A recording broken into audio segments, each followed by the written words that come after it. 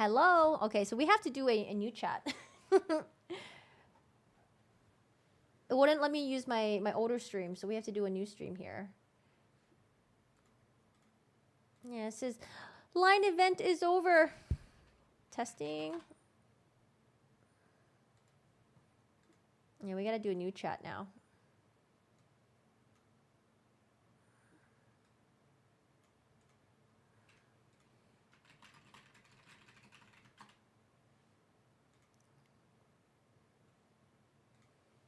Give me 1 second. I'm pulling up the chat on my other browser. Hello, hello. Hi. The internet cut off. All right, so I think we're at the part where Alec was driving home from his mom's house and to... Yeah, and it sucks because, like, I think when a new stream starts, the page that people were on, it won't start on there again. They have to go back to my YouTube channel and click on a different stream. I don't know. The way YouTube does it is, like, really, really weird. I wish it did it the way Twitch did it. Just kind of annoying. Okay. Hi. Hello, hello. Can you guys hear me? Yeah, it's weird. Yeah, I don't know why they do it like that. That's really annoying. I think this is the part that we already saw, right? When they were talking about Maggie's phone. I think we're right around here. Let's listen. On Snyder's High, where that data point we just looked at. All right, returning to slide 33. All right. And right there is going to be approximately where the data point is at. Okay, and what's the speed there? 68.7 miles per hour. All right. Going on to slide 34.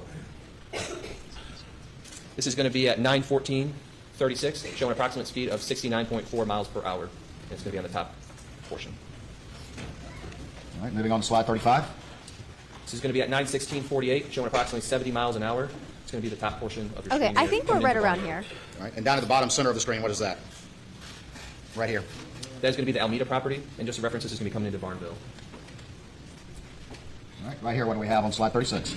This is going to be the Alameda property. You can kind of see it behind the other record part, but it's showing at 9:22:06. The Suburban's pulling, making a left into the Alameda property. Slide 37, what do we see here? First of all, Oh, no, we're we're already here. House. and then up here, generating the Here. 2. right there. Alameda. And that is correct. Back to 4147 Moselle Road. It's showing approximately 2 miles an hour. Driveway area. Still, this all the way down at the bottom. This slide's going to show you the drive back from Alameda to Moselle. This is just a data point on Genesee Right Highway. around here. It's 9:46:01, and on this one doesn't have speed. Going to slide 43. If I miss it, let me know when trial resumes again. They're on a lunch break right now. This is also Orient the jury and tell them the outcome, please. so on the bottom you have Alameda, going through Varnville, and then heading up to Moselle. This is at 9:51:30. This is showing an approximate speed of 74 miles an hour. It's going to be the top portion of that box. That's the arrow at the top center. That's correct. Slide 44. Please tell the jury what this data point represents. Top of the map, you're going to see Moselle. This is going to be on 63. This is going to be at 9:54:24. We have approximately 70 miles an hour. And the arrow is located where? It's going to be on the bottom. Slide 45. What do you have right here? This is going to be at 9:59:18. This is Moselle Road coming up to Godley Farms Road for reference. Top portion on the left is going to be the Moselle property. This is at 9:59:18, showing a speed of 57 miles an hour. All right, they're going to mention why they think it's weird that he was driving so fast All right, we on move that on to slide road. 46. Tell me that about that one, night. please. So this is going to be the arrival into Moselle. This is showing 10 o'clock on the dot, showing 7 miles an hour, making a left into the main driveway. 10 o'clock on the dot. That is correct. And slide 47. This is about 30 seconds later. This is 10 o'clock. This is about halfway down the driveway of the main house, showing 22 miles an hour. All right, slide 48. Tell the jury about calculations reflected on this slide. So this is going to be from his drive back from Alameda to Moselle Road. The max speed that was obtained during that drive was at 9:51:43 seconds, was 80 miles an hour. The average speed was 46.52 miles an hour during that drive. Is that average going to speed going to also, though, include that minute where the car paused at the driveway in Alameda? That's correct. The top speed was what? 80.16 miles an hour. And at this time period, would it have been dark outside? It would. Let me ask you this. You're a law enforcement officer that works in this area of the state, correct? That's correct. And have you, during the course of your law enforcement career, have to respond to emergencies or call for services and that sort of thing? That is correct. All right. And this particular road that we've been talking about, these roads, have they recently... New poll, guys. Got a new poll going up. Reping the Discord. Oh, thank you. Yeah, I appreciate that. They might still be stuck on the other stream. But hi, everyone. been paved? They have. And was that Sorry. after the murders occurred on June 7th, 2021? They were. Or were you familiar with the condition of the roads and what they were like on that route prior to them being repaved? I am. All right, and tell the jury what running code is. If you have an emergency or a call for service, an emergency, what is running code? Running code is where you activate your blue lights and siren, and you go above the posted speed limit at a safe fashion to get to your arrival in a safe manner. That's when the cops turn on the lights and they're heading to the scene. Yep, blue lights and sirens. All right, and you're traveling as fast as you possibly can and still be reasonably safe. Is that correct? That is correct. And have you had call prior to this road being paved to run code down that road? That's correct. All right. Would you at night, or did you ever at night, on the roads as they existed at the time of June 7th, 2021, run in code with your lights on, run 80 miles an hour down that road? I would not know. And why not? Tell the jury why not. Due to the time of night, the heavy deer population out there, as everyone can probably see, I mean, deer will run out all the time, and especially with all your lights, it attracts the deer. So it's actually worse having your blue lights on sometimes. The deer actually are kind of attracted to that light. And then also the road conditions. The road, was a lot of potholes. And Was the defendant's top speeds on both the trip to and from Alameda So that's a good thing that they brought up. in excess of any max speed in his trips previous in the day? that'd be correct. Posted speed limit is 55 on 63. All right, we've gone on now to slide 49, and tell the jury what this represents. This is going to be a timestamp of 10:05:06 p.m., and this is showing Alex Murdaugh leaving for the kennels. And where's the dot on this particular slide? The dot's going to be on the bottom towards the middle, right by the house. Moving on to slide 50, tell me what this represents. This is also showing the drive over to the kennels. The timestamp of this is 10:05:39. So it seems like he's on Moselle Road. He makes a turn onto his house, and then he drives to the kennels. And where's the arrow? The arrow is going to be on the bottom. You kind of see it by the field. All right, going on to slide 51, what does this represent? This is just saying the max speed was obtained 28 miles an hour at 10:05:49 during that trip. Okay. And then slide 52. This is showing the Suburban arriving at the kennels 10:05:57 p.m. And backing up still on slide 52, can you remind the jury, and we'll talk more about this with the timeline in a minute, but generally what time was the 911 call? So when law enforcement arrived at the scene, they asked about the tire tracks. They're like, oh, are these your tire tracks? Like, how many times did you go up and down this road? And he said that he's only, oh, actually, you know what? We should watch it together. We should watch it together. There's a video that was posted on YouTube where it shows the first respondent arriving at the scene, and they asked about the tire tracks. And Alex Murdaugh was like, oh, I only came the one time, and then I went back, and then came back, or something like that. 10:06. I do not know the seconds. All right. And to your recollection, during the 911 call, did the defendant say he was returning back to the residence during that 911 call? He did. All right, and so we're on. And why that's important is because it only shows that, like, oh, he went to the kennels once, right? And then he went back to the house and then came back to the kennels again. Just to prove that, like, oh, that he didn't drive to the kennels earlier and go there. So, maybe it was that they took the ATVs to the kennel. Maybe they walked there. Slide 53, what does this reflect? This would be him heading back to the house around 10:11:54. All right, slide 54. This is just also showing him driving back to the house at 10:12:18 p.m. So at this point, I think is he. When does he call 911 again? I gotta look it up, I guess. So I don't know if this is the point where he goes back to the house to say he's gonna get the shotgun because he's afraid someone's still on the property, and then he comes back to the kennels, or is this just another drive that's like a different type of drive? Slide 55. It's just another slide at 10:12:30 p.m. showing 32 miles an hour. And where's the dot? The dot is going to be on the bottom, and it's going to be on the main drive to the house. Slide 56. This is going to be at 10:13:54 showing 2 miles an hour, and it's right next to the house. All right, slide 57. This is just showing on that max speed from going from the kennels back to the house was at 10:12:19, and Suburban reached 35.78 miles an hour approximately. Slide 58. This is just showing the drive back down to the kennels. This is during the Wait, so how many times does he drive back and forth? I'm sorry, I'm gonna. Now I'm just getting a little confused. So I guess first he drives to his house, goes to the kennels, says he's gonna get a shotgun, goes to the house again, then go to the kennels. Is this showing more than that? I'm sorry. All right.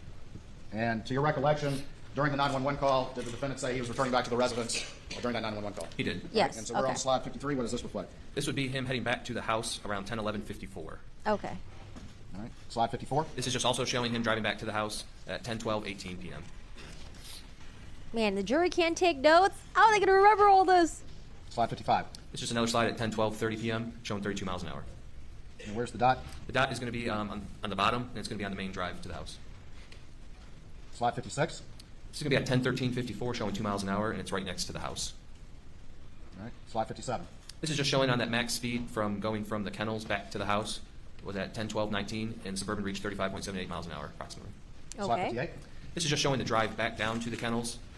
This is during the 911 call at 10:14:30 p.m., showing approximately 24 miles an hour. And then the final slide in this exhibit, what is that? This is just showing the max speed at 10:14:25 of 30 miles an hour during that drive. Does that complete your placing of those GM OnStar data points into the CAS program and these slides that you relate to the jury? It does. Your Honor, I'd like to move on to another exhibit that's lengthy. This might be a good time. I would request or suggest a break at this time. All right, ladies and gentlemen, we'll take a break at this time. Please do not discuss the case. Okay, a little bit of a break. Very short break. I love it when they take breaks. Good time for us to catch up. Right there. That is correct. All right. And Am I- speed. 8 miles leaving. This is them back from is break? the one Nope, with this your is data. just It's a... out. And then 54 is the residence right there. Long as we could bring once they rest. We got a motion for directed verdict, which I don't think will take that long today, and finish them on Tuesday if it's a long one. So it should be court to proceed. That's to be on the stand over the weekend. Yeah, 3 or 4 hours. Okay, so They- we can forward it a little bit. Jury's not in yet. They're just figuring out the That's schedule, correct. witnesses, I'm going to testimony. publish 519 to the jury, and let's discuss it.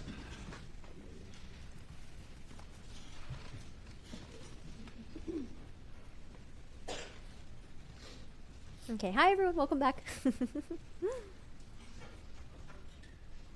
All right, just real quick, I want to go through this opening page, and this is the condensed one, 519. Is that correct? Up on the screen. That is correct. I want a copy of this. All right, and has If your it's name on it, posted correct? anywhere. That's correct. All right, and then we have a reference guide right here, and if you would just explain just some of the various sources of information that have been admitted before this jury that you ultimately sent. Okay, so I'm going to skip through this a little bit because he does refer back to it again.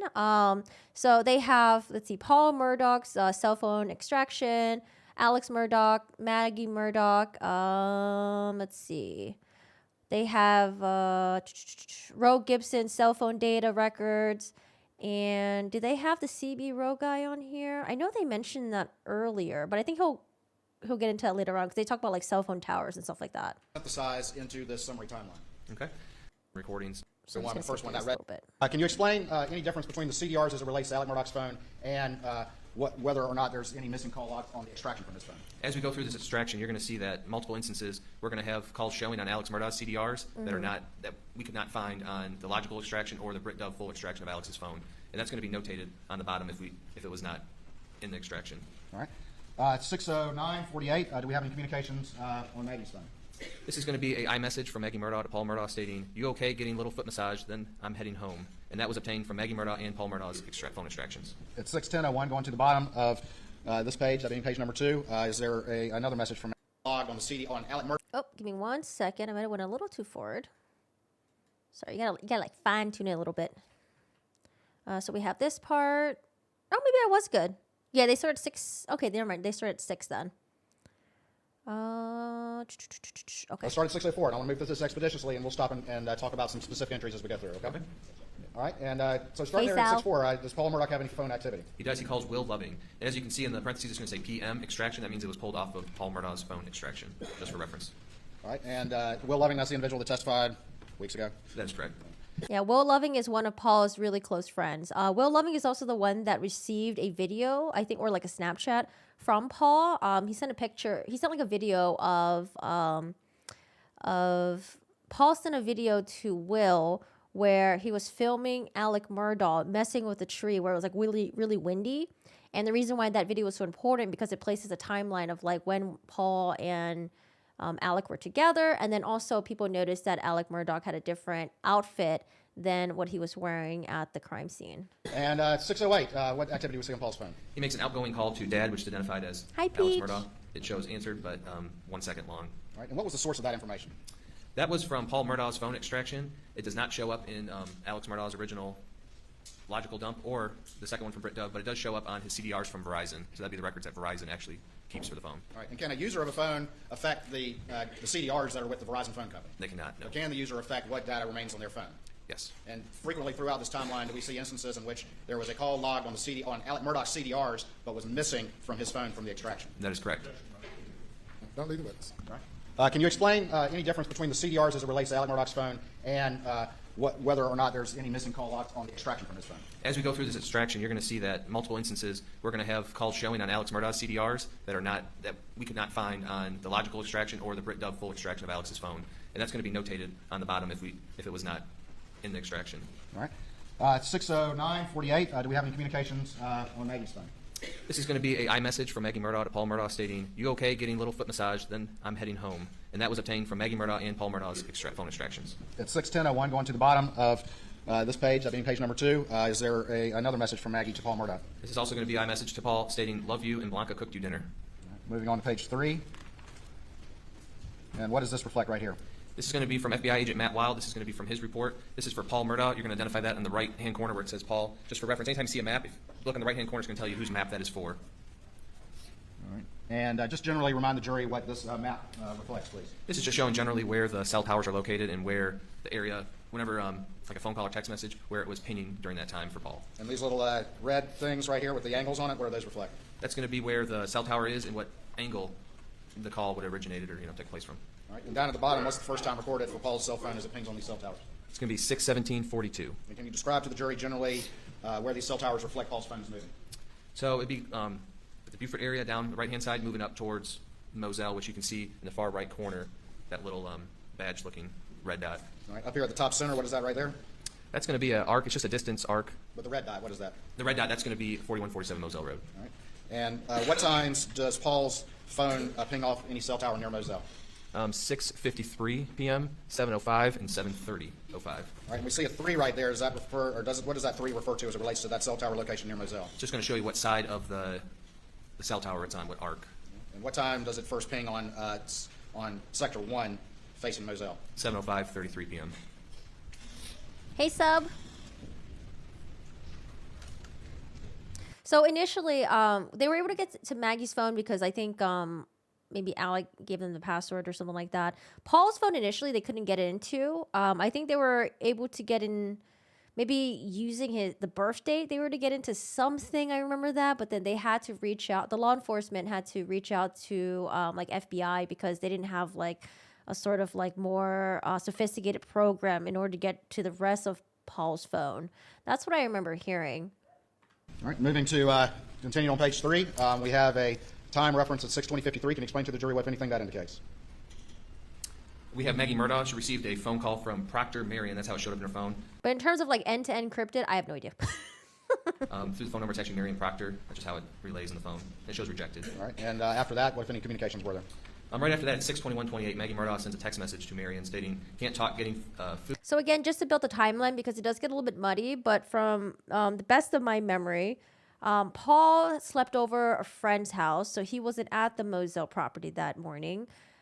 Maggie was at Edistol because, she hasn't really been spending much time at Moselle and Hampton because after Paul was involved in the boat incident that killed Mallory Beach 2 years prior, it seems like the town of Hampton were kind of like, they were kind of, they didn't like the Murdaugh family, it seems. It seems like a lot of people were turning against them and stuff like that from a testimony that we heard earlier. So Maggie was spending more time in Edisto, and what happened was this is the same day where Alec Murdaugh leaves the Moselle property. He drives to the law firm, although he gives inconsistent time frames of like when he got there. But he gets to the law firm, and at some point, a couple hours after that, he gets confronted by the CFO. She testified. Her name is like Miss Seckinger. I don't remember her first name, but she testified, and she said she confronted him about the missing fees. There was like 792,000 fees that were missing. She thinks he stole it. And so at the same time, when he was being confronted by the CFO, he gets a call about his dad. Dad's in a hospital in really bad condition. And he told Paul and Maggie that he wanted them to come to the Moselle house, he wanted to like have dinner with them and stuff like that. And that's what happened. At this point right now, I think everyone's kind of making their way to Moselle. Paul's making his way over there. Maggie was at her doctor's appointment. Then she gets like a foot massage of some sort, and she's heading to Moselle as well. And Alec Murdaugh is leaving his law firm at like 6:30. So that's kind of where we're at right now. Sorry, it's kind of confusing because there's so many different people here, and yeah. Food massage. We'll call you back. That was from her phone. Hey, extraction. David. Moving on to 6:23. Are there any communications with Maggie and Paul? There are. Paul sends a message to his mom at 6:23:27, stating, "What did she make?" And then Maggie replies back shortly after saying, "Country fried steak and mac and cheese." Below that, we have a orange and blue box. What does that represent? So this is going to be from the FBI telemetry data from that Excel spreadsheet that's ready into evidence. And this is just showing with that color coordination I talked about earlier. The orange is going to show a system startup. And from previous testimony, that could be, unlocking a car, locking it, getting in close range with the key fob, opening up the rear hatch. Just something that makes, when you get in your car, you kind of hear that noise before you start it up. The telemetry, it's just inner workings. Anything could really cause it. Well, Sean, I'm asking you, going that's back a to good that one. map, the incident location at Moselle where Paul and Maggie were found murdered, what county is that in? That's me, Colleton County. And then if you look, we have the pink, which is going to kind of show propulsion, and then blue, which is going to show some kind of shift in the vehicle transmission. All right, down to the bottom, 624. What is that? 624, that shows from the FBI report, telemetry report, that the Suburban shows a device connection. That would be Alan Murdaugh's phone? That'd be correct. Hey, JR. Moving on to 6:24 p.m. Is there any data points as it relates to the defendant's Suburban? It is. We have one at 6:24:18 around the PMPED law firm. All right, and what time is that? No, 6:24? 6:24:18, correct. All right, and that map there, is that a data point from the CAS data that you just explained to the jury? That is correct. Moving down, we have some various messages from some of the individuals. Is that right? We do. We have Alex Murdaugh receiving a phone call from Jay Parker at 6:25. 6:27, Paul is sending a message to Britt saying maybe Saturday. He calls Robert Boyle shortly after, and then What is Just gonna skip through this what a is little bit. Explain to the jury again. put in These are the kind of- cell phone it's kind of- what towers again? for Alec Yeah, Murdaugh. 6 on the map is going to be 904 based on the phone number. It shows it was answered. It was 2 minutes and 29 seconds long.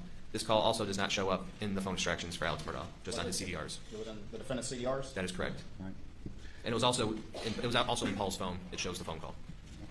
6:42, and what if anything's reflected? We have a Suburban device connection to iPhone from the FBI report at 6:42:48, and at 6:42:54, we show the Suburban arrives at 4147 Moselle Road based on the GM OnStar data. All right, and going on to page 6, is that your CAS map reflecting that data point you just described? That is correct. It's going to be the 6:42:54 data point. And what happens at that moment? That's when Alex Murdaugh is going to arrive back from the PMPED law firm from work that day. All right, moving on. 6:43:50, what if any activity do you see? It shows that Maggie Murdaugh's phone had a missed call from PA, which is Alex Murdaugh. It shows missed, but also it shows up in Alex Murdaugh's CDRs, but does not show up in either one of the phone extractions.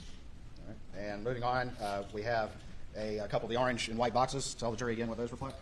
So these are just going to reflect some kind of system boot up. Doesn't mean the car moved or did anything. It just means that the door was opened. It just something triggered the car to kind of do a little internal boot up from previous testimony.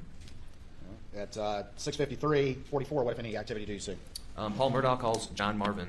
It shows 1 minute and 42 seconds long, and that's based off of Paul's phone extraction.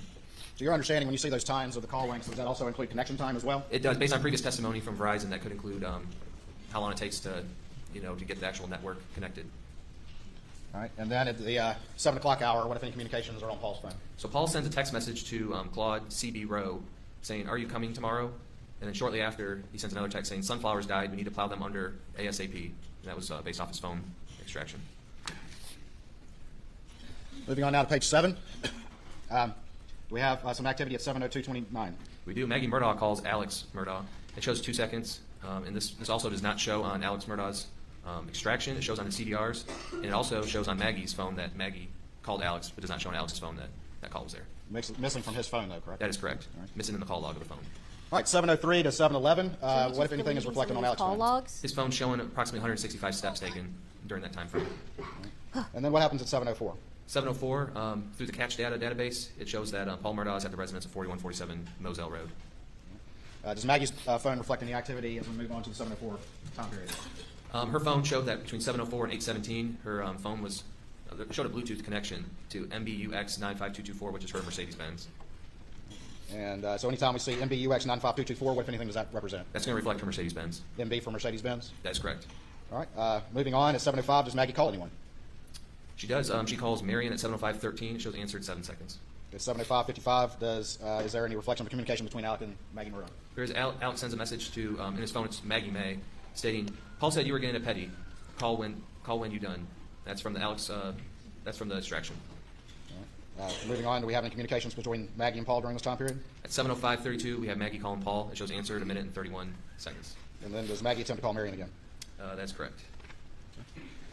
And I'm sorry, That would be at the bottom of the screen. Yeah, that'd be the 70749. Maggie Murdaugh calls Marion. And when it says Marion, it's Marion Proctor. All right, moving on to page 8, we have another map. Can you generally explain what this represents to the jury, please? So in the top right-hand corner, we have Maggie Murdaugh with the associated phone number. We have 2 points, 4147 Moselle Road in the red, and the green is going to be the Alameda property.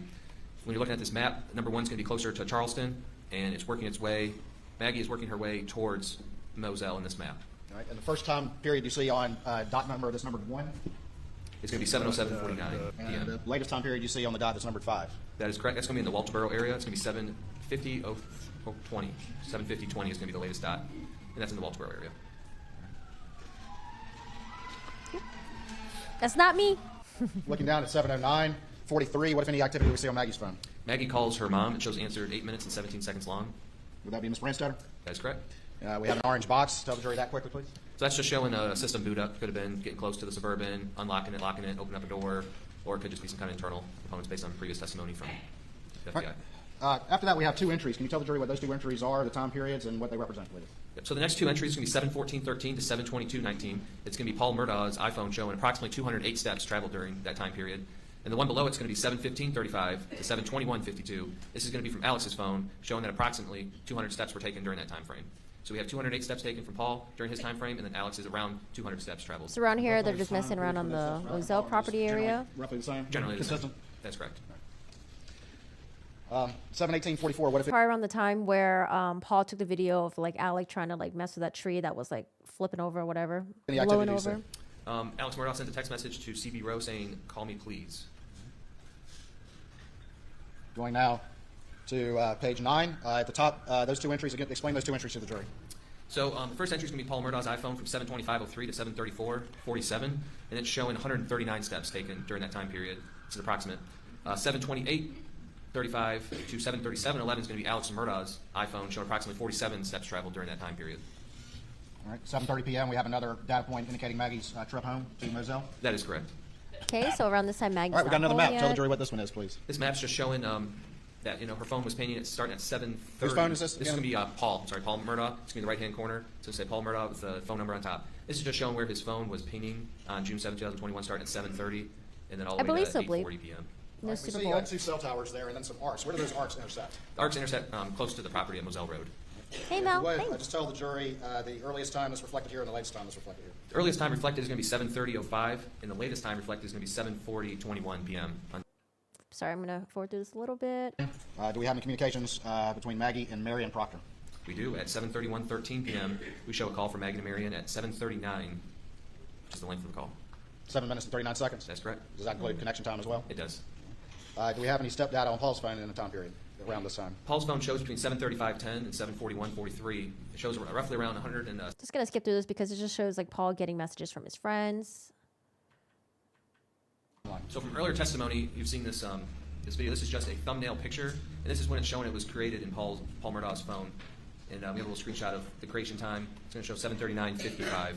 That's so sad because like if you guys watch this video, it's just like Paul kind of like laughing with his dad about this tree falling over, flying over, whatever.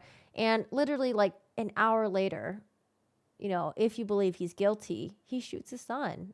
Like that's so wild. Is when this thumbnail was created in Paul's phone. And remind the jury what video that is. I see we got a thumbnail there, but Yep. what video is that? This is going to be that Snapchat video that was sent to a few friends of the tree. Amber Yeah, Heard. Alex Murdaugh and She the tree ain't in that's, this case. leaning over. All right. And again, this is when that video, at least the timestamp, was its creation. That's correct, based on previous testimony, yes. 7:41 to 7:48. What, if anything, is reflected on Alex's phone?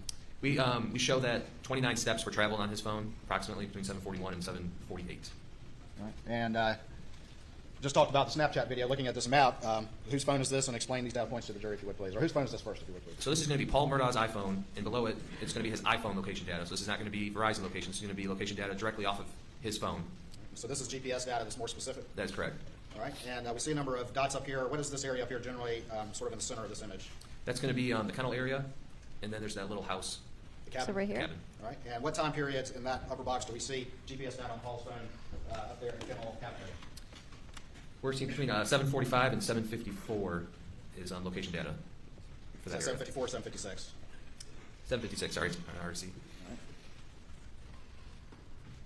And then we have 2 data points at the bottom. Mm-hmm. Is that where is generally that on the property? That's going to be what previous testimony talked about, like a dove field. It's going to be past the main house, closer to the Godley Farm roadside, and that's going to be a data point at 8 and 42 seconds and 8 and 44 seconds. 8 p.m.? That's correct, 8 p.m. Oh man, this place is huge. So they got this is the Moselle. This is the Moselle. I guess this is Moselle property. That's a house. That's the little where the kennel is. And what did you say this was, or is this someone else's property? June 7th. Oh, darn it. Is it the God something? And then down at the bottom of page 10, is there any step data on Paul's phone? There is. It shows approximately 89 steps traveled. What time periods? 7:45 p.m. to 7:55. Yo, they need to zoom in on this man. Moving on to page 11, we have a map. Tell the jury what. Okay, Patient Maggie data. making her way Time over.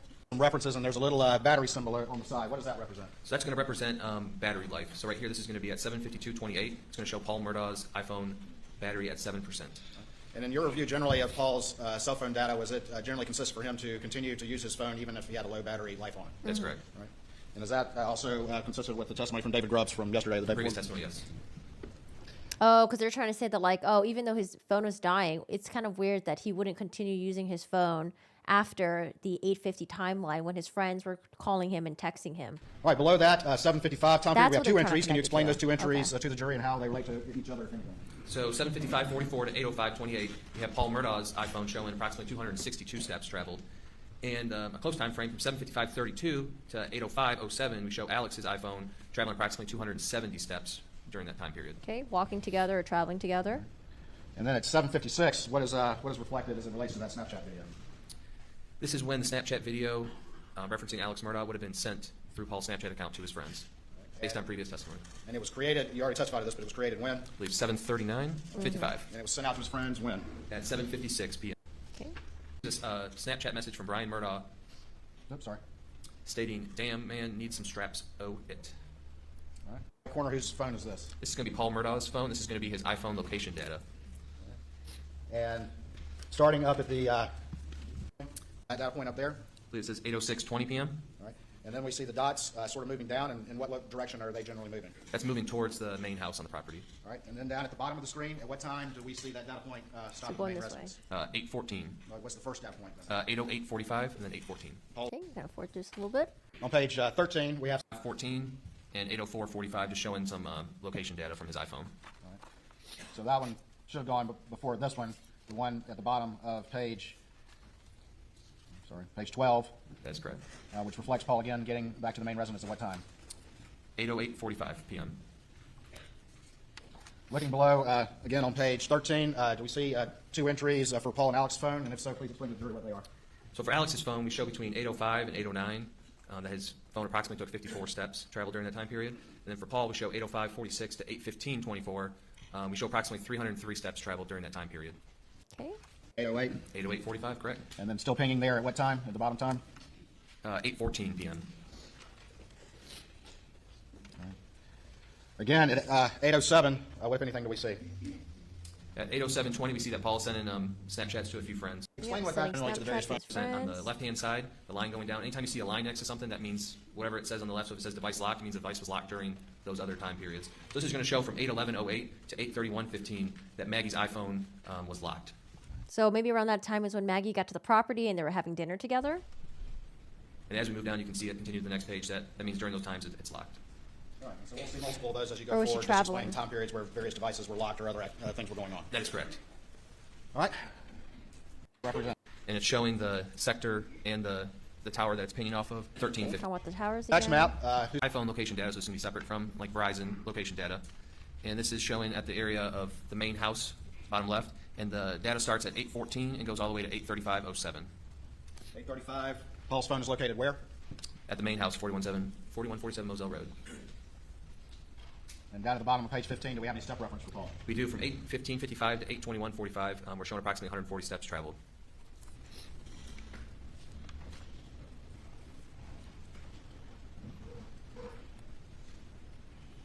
Paul arrived back to the residence about 8:08. You testified, is that correct? That's correct. At 8:17 and 14 seconds, what, if anything, do you see on Maggie's phone?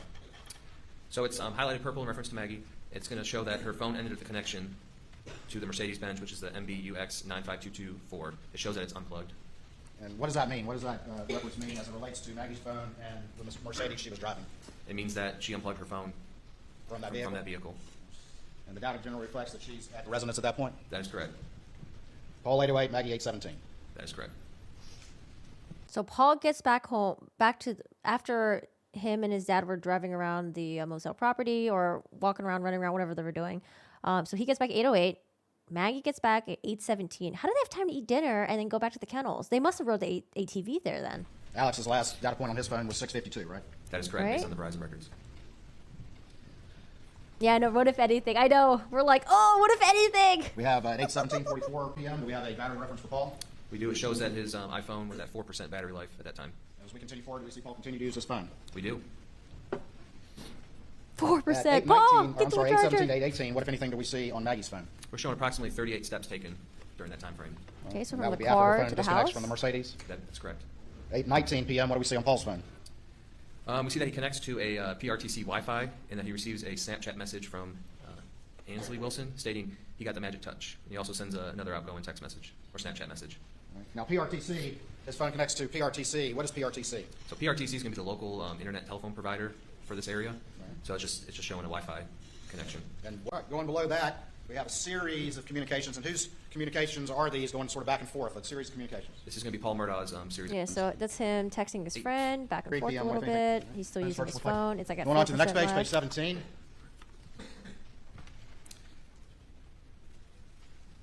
Going back just real quick on page 16, generally that series of communications with Paul and his friends, is he generally responding fairly quickly to the communications back and forth? He is either, it's their Snapchat and iMessages. He's responding and using those Quickly. two applications very frequently. Only what this data entry is. So this is going to be a group message from John Marvin Murdaugh. He's talking about how they're planning to go visit their dad tomorrow and asking if anyone else is going. Listed here, everyone that's in that group message. And that's generally a number of family members. That is correct. And the dad they're referring to is who? It's going to be Alex's dad. Mr. Randolph. That is correct. And based on your knowledge of investigation, he had had a turn for the worst health-wise around this time? That is correct. He was in the All right, hospital. let's talk about that very quickly. That did the defendant receive, or did his phone receive that text? His phone and Maggie's phone both received the text message. And did the defendant ever read that text, according to the phone at least? According to the phone, it was not read until the following day, 6/8 of 21 at 1:44:49 p.m. Oh, That text weird. came in at what time? 8:31 on the dot. And did Maggie read that text right away, at least according to the phone, her phone? She did not. Right. And when did her phone finally read that text? Around 8:49:26. What time? 8:49:26 is when Maggie read that text. 8:49. 8:49.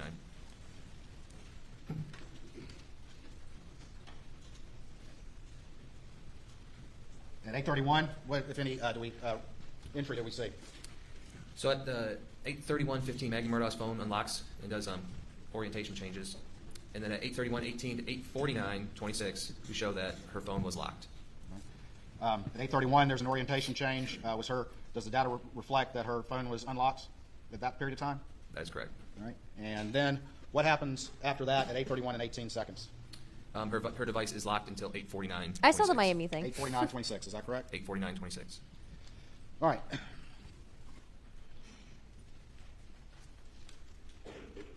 Wait, so they eat dinner really quick? Like Maggie just like scarfs her food down? At 8:32:25, we have an entry in green in the middle line going down. Can you explain to the jury those time periods and what, if any, significance they have? So green is going to reflect Paul Murdaugh. Anytime you see green, it's going to be Paul, and purple is going to be Maggie. That's reflecting that his iPhone moved approximately 283 steps during that time period. So on the left-hand side, as we go down, and you're going to see other data entry points, if you see the green next to it, that means that those steps are being traveled during that time frame. And now we have a map. Whose phone is that? This is also going to be Paul Murdaugh's. This is going to be his iPhone location data. All right. And where is that iPhone location data located? That's going to be at the kennel area of the property. All right. And tell me the time periods that he is at the kennels at this point in time. At this point in time, he's at the kennels at 8:38:07 p.m., 8:44:53, 8:44:55, and 8:44:56.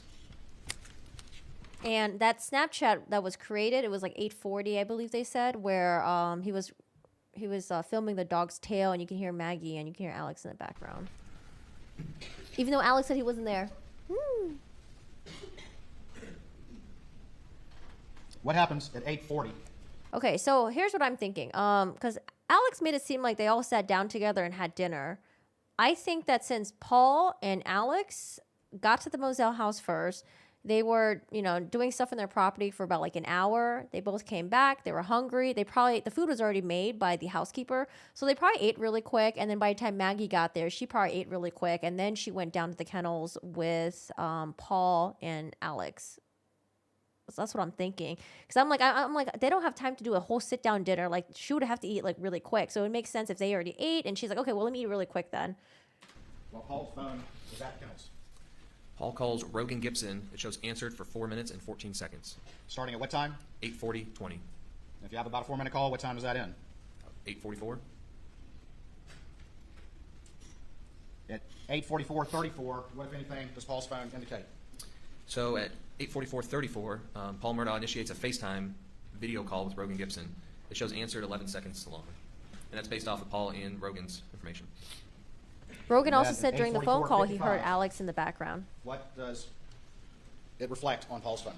This is when this video was extracted and created through Paul's phone, which shows Alex, Maggie, and, well, you can hear Alex, Maggie, and Paul in the background. That's the kennel video at That's 8:44. a kennel video that's been in previous testimony, correct?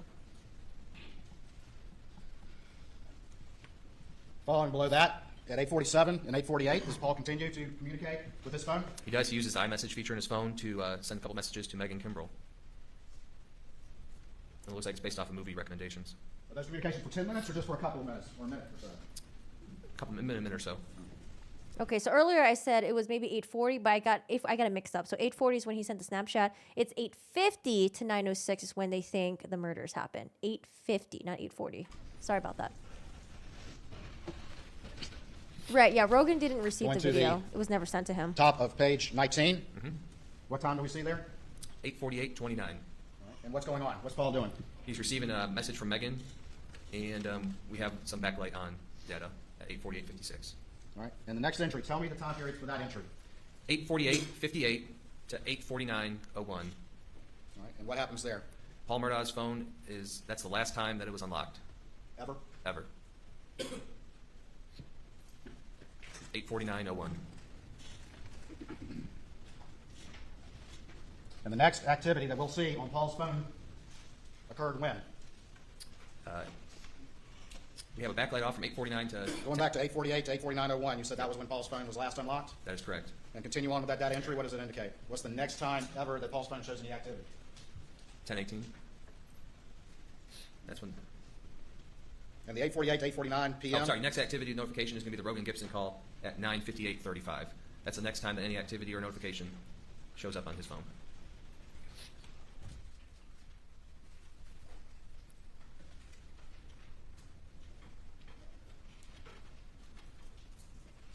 Looking at this entry with the green line on the right side, what are those time periods there, and what do they represent starting at 8:49:01?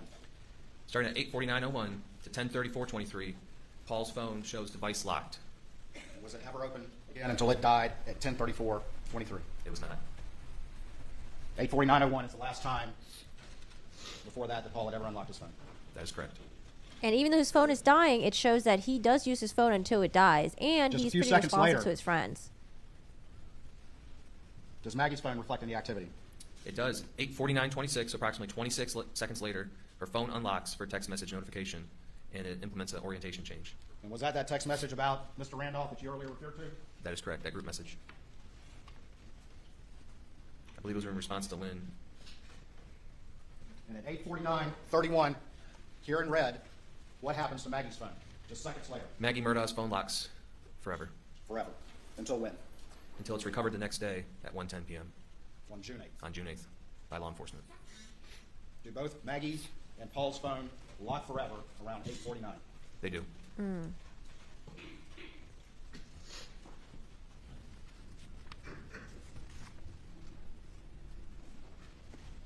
At 8:49:35, does Paul's phone receive a text from anyone? It does receive a Oh, text yeah, from maybe Rogan I'll go Gibson. check out his Twitter. Did What he does that tweet text about say? it? KK? See if you can get a good picture of it. Mary Ann, referring to his girlfriend, wants to send it to a girl. We know that's a vet. Tell him to sit and stay, and he shouldn't move around too much. That shows unread. You never read that. Never read it. According to the investigation, is that the conversation that Paul and Rogan were actively engaged in starting at 8:40? That is correct. The kennel video was at what time? 8:44. And the defendant repeatedly denied that he was ever at those kennels with the victims just minutes before their phones go silent forever. Objection. Basis for the objection. Leading. Lead the witness. Restate the question. Did the defendant repeatedly deny ever being at the kennels at that time period? Yes, he did. Mm-hmm. Various interviews with law enforcement. Mm-hmm. He should have been like, oh, you know what? I forgot. I did stop by the kennels really quick because I was on my way to go to my mom's house. I asked Maggie if she wanted to come. She said she's going to stay with the Paul and the dogs. And then I left. Like, he should have changed his story, man. Like, you know how sometimes people do that? Like, later on, they're like, oh, wait, I forgot that this happened. Yeah. And then sometimes people buy that. Like, he should have changed his story, man. He was, like, maintaining, I wasn't at the kennel. And then Harpootlian, in the opening statement, was like, well, my client may or may not have been there. Like, the way he, like, just, like, brushed past it so quickly. I thought it was really funny. What's that kennel video? What time was that kennel video? 8:44. And what time did Paul and Maggie's phones go silent forever? Objection is overruled. 8:49 is when their phones went silent forever. At 8:53, do we see any activity on Maggie's phone? We do. At this time, as you can see to the right, her phone is locked, but we do see that 59 steps were traveled over the period of 8:53 to 8:55. And that just means the phone was moving, correct? That is correct. Do we see some orientation changes as well? We do. Between 8:53:08 and 8:55:32, we see various orientation changes, which would indicate that someone has the phone based on previous testimony. He should have went with the I forgot. Moving on to page 20. At the top, we have 8:55, and we have a reference to a data point. Can you explain that to the jury, whose phone that is, and just generally what that is based on information gathered in the investigation? 8:55:48. 8:55:48, yes, sir. That's just a internal application running in the background for Maggie Murdaugh's phone. It's just the iPhones will take a random snapshot of what's going on in the phone. So that's just reflecting that there was some, behind the scenes stuff happening in her phone. It's not saying that someone was actively using it. Hey, Erica. Hold on for me just real quick.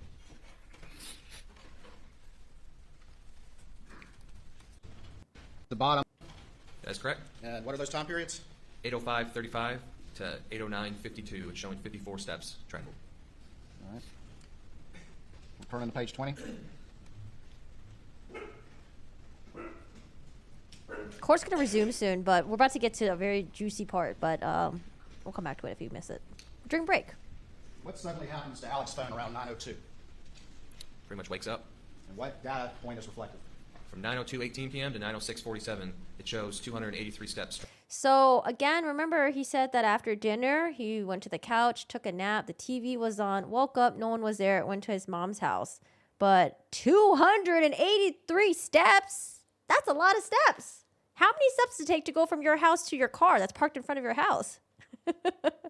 Traveled. And how long? How many minutes, roughly? 5 minutes. 5-6 minutes. I'm going to show you what's been marked as Exhibit 521. Hi, testimony Joe. and see if you recognize that. I do. And tell me what that is, please. This is going to be a paste spreadsheet for Paul Murdaugh, Maggie Murdaugh, and Alex Murdaugh that I created. Your Honor, this time I would offer States 521 into evidence. No objection. Submitted. At the top, tell them quickly what this is and what these columns represent. Explain this chart, if you would. First column entry, that's just going to be from all the various entries from the phone data. We have a start time, we have a end time, we have the time elapsed in between the estimated amount of steps, and then we have a steps per minute calculation, which is going to be the far right. And the steps, those are the data entries in this timeline that you've been testifying to as reflected from the phone data. That is correct. And then the last column is just a simple calculation of steps. Hey, we're going to disagree, and that's great because we can all debate about it. It's good to hear from different sides and like why people think he's guilty or why people think he's not guilty. But Based on the it's time periods really of those interesting readings. to That is hear. correct. And the last step readings that we have on Paul's phone are from what time to what time? The last step reading from Paul's phone is 8:32 to 8:42. We have one for Maggie as well, is that correct? We do. Her last time frame is going to be 8:53 to 8:55. And then down Man, at the they're bottom, taking a what long do we break have? today. This is going to be Alex Murdaugh's paste spreadsheet. Let's talk about this a little bit. If you would, start with entry 21. And what time period is that? This is Alex's phone, correct? This is going to be Alex Murdaugh's phone. Right time period? 6:52 to 7:02. How many steps? Approximately 283. And how many steps per minute based on a simple math calculation? Estimated 29.34. All right. 22, time period, steps, and steps per minute. 7:03 to 7:11. Approximately 165 steps. Estimated 19.26 steps per minute. 24, 24 is going to be 7:28 to 7:37. Approximately 47 steps.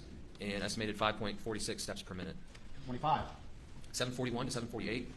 Showing approximately 29 steps. 3.97 steps per minute. 26, 26 is showing 7:55 to 8:05. 270 steps. approximately 28.2 steps per minute. 28. 28 is going to be the 805 to 809. It's showing approximately 74 steps. That's 17.28 steps per minute. And as you testified, that was the last entry on Alex's phone before we get to the 9 o'clock hour. Is that correct? That is correct. Man, how is the defense going to explain that? So, Alec, when you woke up from your nap, why was there 283 steps? Well, Mr. Murdaugh woke up and, his leg was getting a little numb and he was trying to walk it out. He had to do 283 steps to walk out that foot numbness. I don't know. And what time was the video? All right, trial's back. We'll come back to this. Hello? Judge Newman, hi. How's it going, Judge Newman? But we're pretty much caught up. There might have been like a couple more minutes, but I think we're caught up. We're almost. Oh, man. Okay, so they're going to do the cross-examination. Let's see who do you think is going to do the cross-examination really quick? Harpootlian or Jim Griffin? My money is on Mr. Harpootlian. I think he's going to do the cross-examination because this cross-examination is going to be really important. And Jim Griffin kind of messed up a little bit, so I don't know if he's going to be doing it.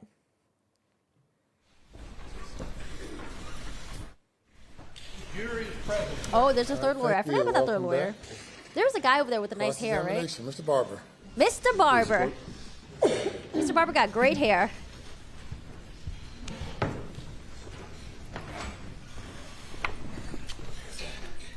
Good afternoon, Mr. Barber. How was your lunch? Good afternoon, Agent Rudolpski. Did I say that right? Yep. Sounds good to me. Let's start first with the GM data that recently came in. I think that may have made things a little more clear, right? We don't really need to look at a lot of those cell phone tower plots now that we have the exact position of the car, do we? I agree, yeah. The GM data is pretty clear. Don't really. At first, you did an analysis of driving to and from the office in Hampton in the middle of the day. Not too interested in that, but let's skip to the drive from Moselle to Alameda. Okay. Okay. Where he drives to his mama's house? How long was that drive? How long did it take him from start to So finish? I'd have to look back. 15 minutes-ish? Drive. 9:06 to 9:22? So you're referring to the 9:06 time? Yes, sir.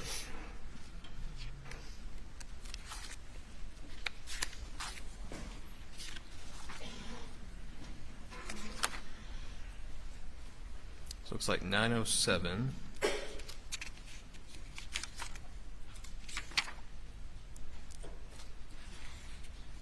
So for the poll, we have 6% not guilty, 83% guilty. Meh, didn't impact anything important, 11% after today's evidence. Cool, very interesting to hear. To 9:22, so about 15 minutes. Bro, you should Do have you to need, memorize. Is it more like 16 minutes? Do you 16 need a minutes, pen and yeah. paper? 16 minutes? Yeah, sure. Okay. It's fine. He's got a lot on his plate. Okay. Other And cases too. It's okay. Coming back, how long was it? Coming back. He left at like what? 9:43. 43. Came back at like 10-ish? No. 10? Yeah? Parked the car at 10 or something.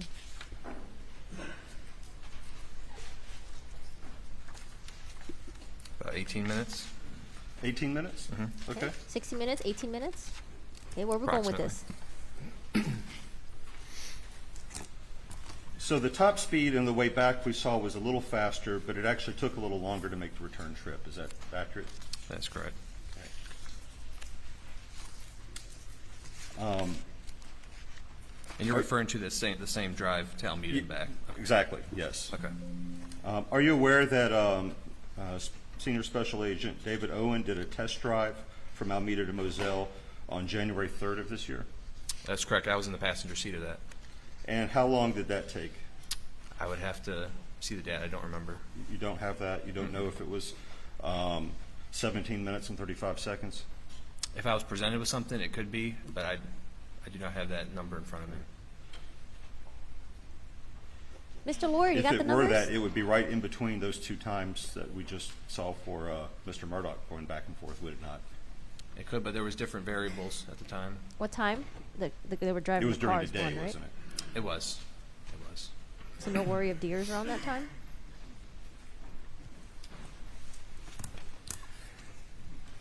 So on this way back, there's that little 80-mile-an-hour spurt. How long did that go on?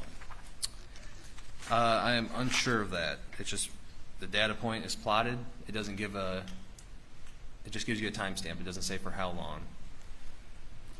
In your experience, I think you talked earlier that you would respond to calls in a marked car with blue lights. Not a marked car, but on marked car with blue lights. Yep.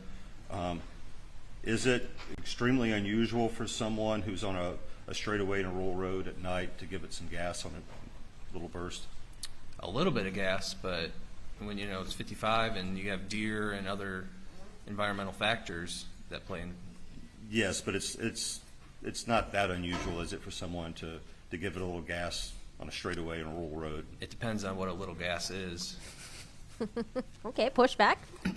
All right, stand your ground. But the overall speed that he went to get from where he was going, coming from to where he's going to, as far as you know, is in line with the test drive that you were in the passenger seat for? If that is correct, what you mentioned, yes. It's like right in between those two, actually. Like I said, I don't have that test drive data in front of me, but Well, let's move on then to when he drove past that point where Maggie's cell phone was later recovered. And I think that may start on slide 23. 23?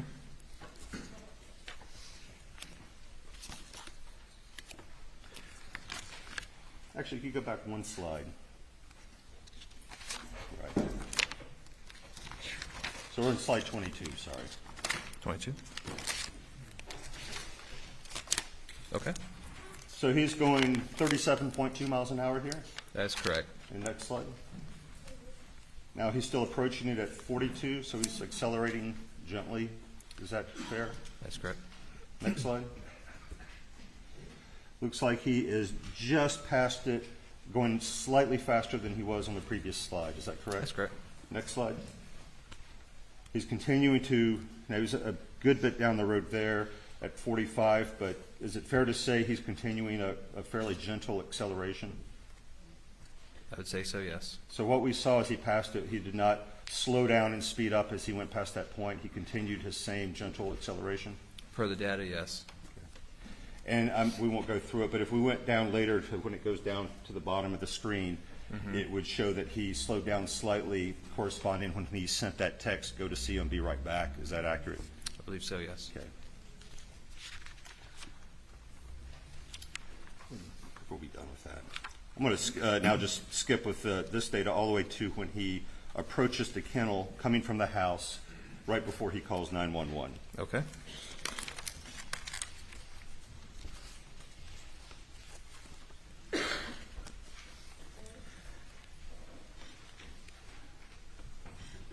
The direction he is driving as he comes right up, right before he parks, would he have his? Would he be illuminating the bodies of Maggie and Paul?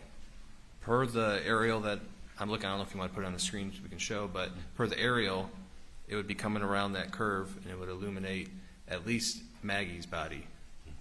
Would the illumination, is it going back towards that space between the barn and the kennels where Paul's body was out? Like I said, this is just a data plot. But you could determine that, could you not, from just the last 2 points, because that would show you the direction that the vehicle is pointed. It doesn't say the vehicle's pointed that direction, it just says that's But where if the it moved vehicle's from at. point A to point B, being a car, it would have to be Yeah, in but that where direction. where it final rests, I don't know which direction it's But pointed. as it's moving, As it's moving, yes, you would think it would go right, that so, direction. so the headlight's certainly on Maggie.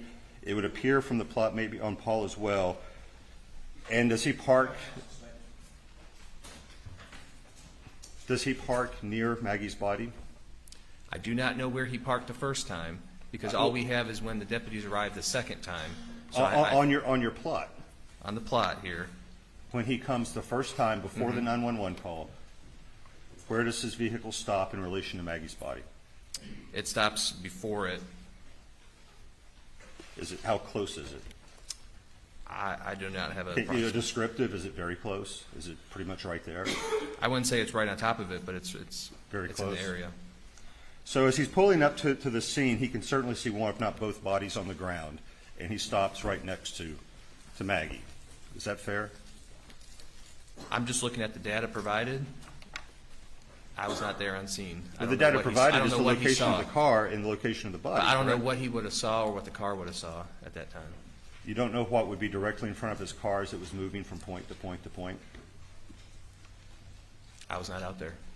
You don't know which direction the car would be pointing as it moved We know from which direction the point car to would be point to point? pointing, but what he saw or what the final Well, resting forget place what of he the saw. car is. Is the car's headlights pointing at the bodies as he's pulling up? I cannot give a definitive answer on that because I was not there, and the data I have. I'm asking from the data. The Obviously, data you does weren't not there. say. Allowed to finish his answer? You must give the witness an opportunity to respond fully. You may proceed. There is no data that says that the headlights were pointing in a specific direction or at a specific object, so I cannot answer that.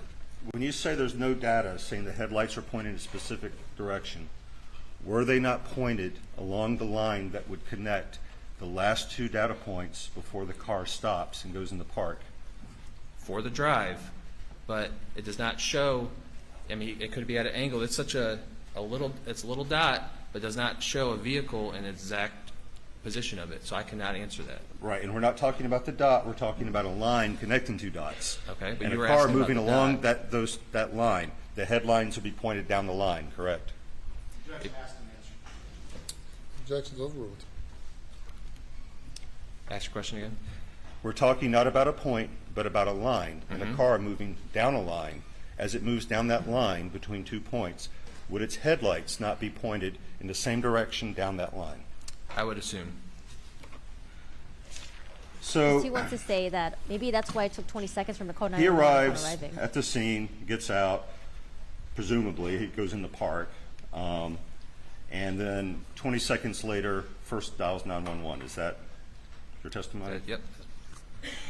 So pulling up on the scene, body's in his headlight, presumably knows something's horribly wrong, gets out 20 seconds to the first call to 911. Is that correct? That's correct. Which was actually misdialed 9111, and he had to redial it a second time, which was at 18 seconds. Correct. That's correct. So he had 20 seconds, and I think there's maybe an implication, or that's not enough time. Objection is sustained to the comment of counsel.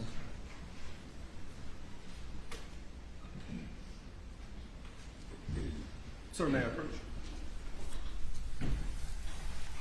Is this timer set for 20 seconds? It is. Okay. When I say so, would you please press the start button? Okay. Now.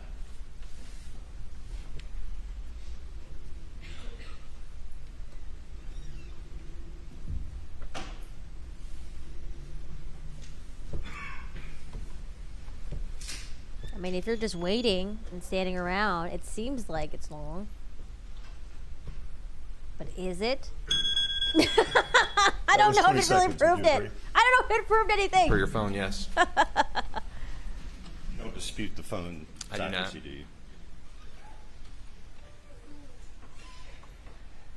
If the person getting out of the car had seen the bodies already and already knew something was horribly wrong, do you believe that that is an unreasonably short period of time to inspect and call 911? I'm here to testify on this data, not the hypothetical. I think you're asking the wrong person on that. Fair enough. We'll move on. Okay. He said he tried to flip Paul's Okay, I'm body going to turn twice. to your condensed timeline, Okay. which I think is Phone fell out. State's Grabbed the Exhibit phone, placed it 519. on his backside.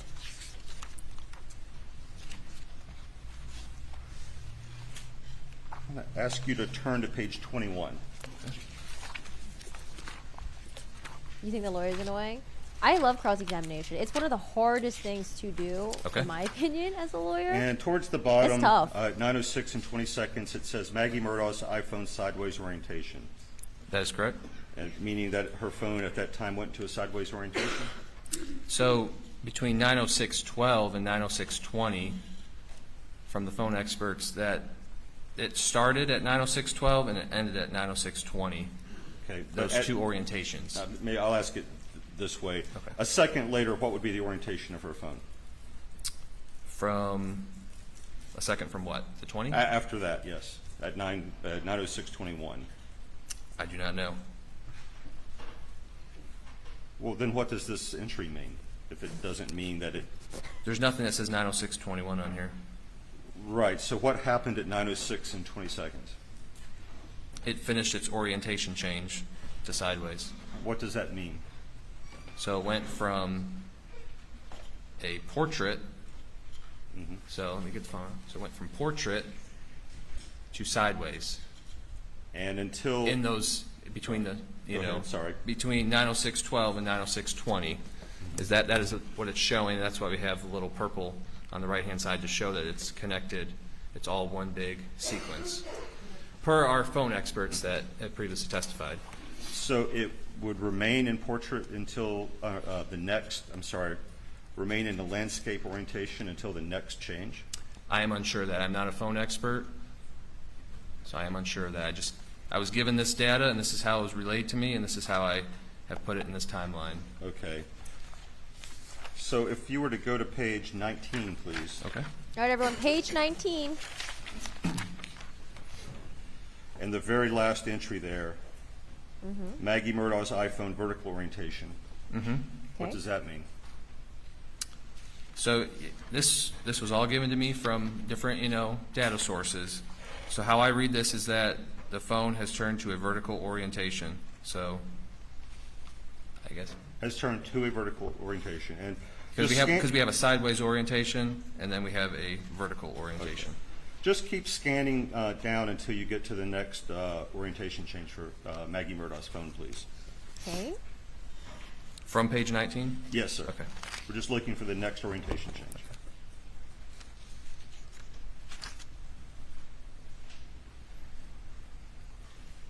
I believe it's going to be that 9:06:12.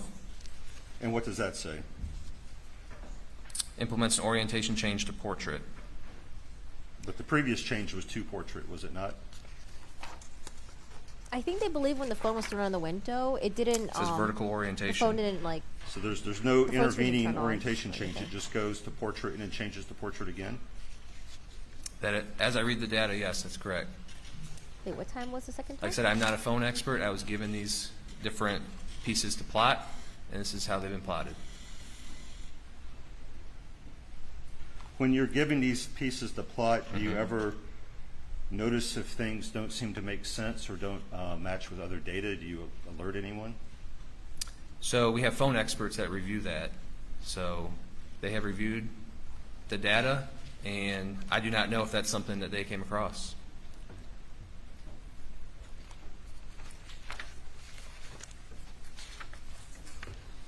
And you can't tell me with that last, or can you tell me this? The last orientation change here on page 21, is that the last change on her phone until the extraction at the SLED lab? I would have to go through and double check. Would you like me to do that? You may. Okay. Yeah, I think if it's not clear and cut, it would just go over the juror's head. Because I missed the second part. I heard about the 906 orientation change, and then he brought up something else down that page, but I missed it. You said orientation change, correct? Yes, sir.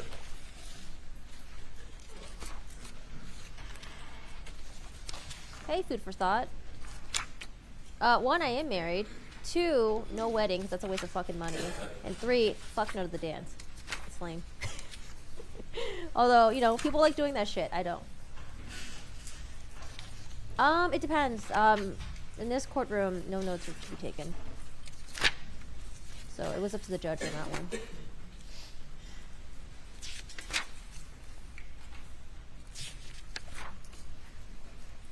Yeah, we didn't do a wedding or anything. It was just like, hey, wanna get married? Okay, cool. And then sign papers. We took pictures Per with this family condensed though. timeline, you are correct. That would be the last That was like the only money we spent on the orientation change that I photographer. see noted. I mean, that's the last one until the phone was downloaded? I believe so. Nah, lame, cheesy. I'm good. Shows State's Exhibit. Now the thing is, this is just a timeline, so it could be in what's already in evidence from Lieutenant Britt Dove. But in this timeline, that is the only one showing.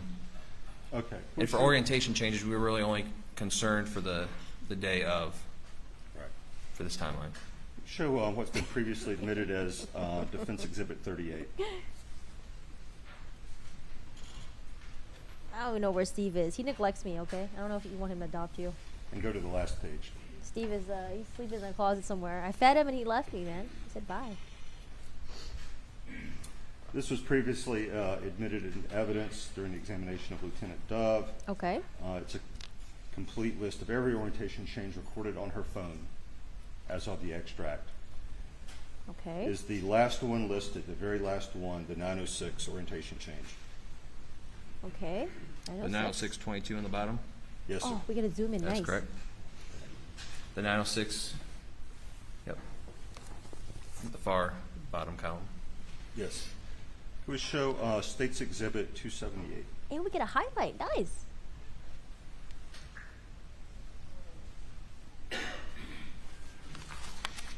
Yeah, This was so- also admitted in that examination. This is a photo taken in the SLED lab before the extract, actually 5 days before the extract. This phone is in portrait mode, is it not? The way I read it, yes, that is portrait mode.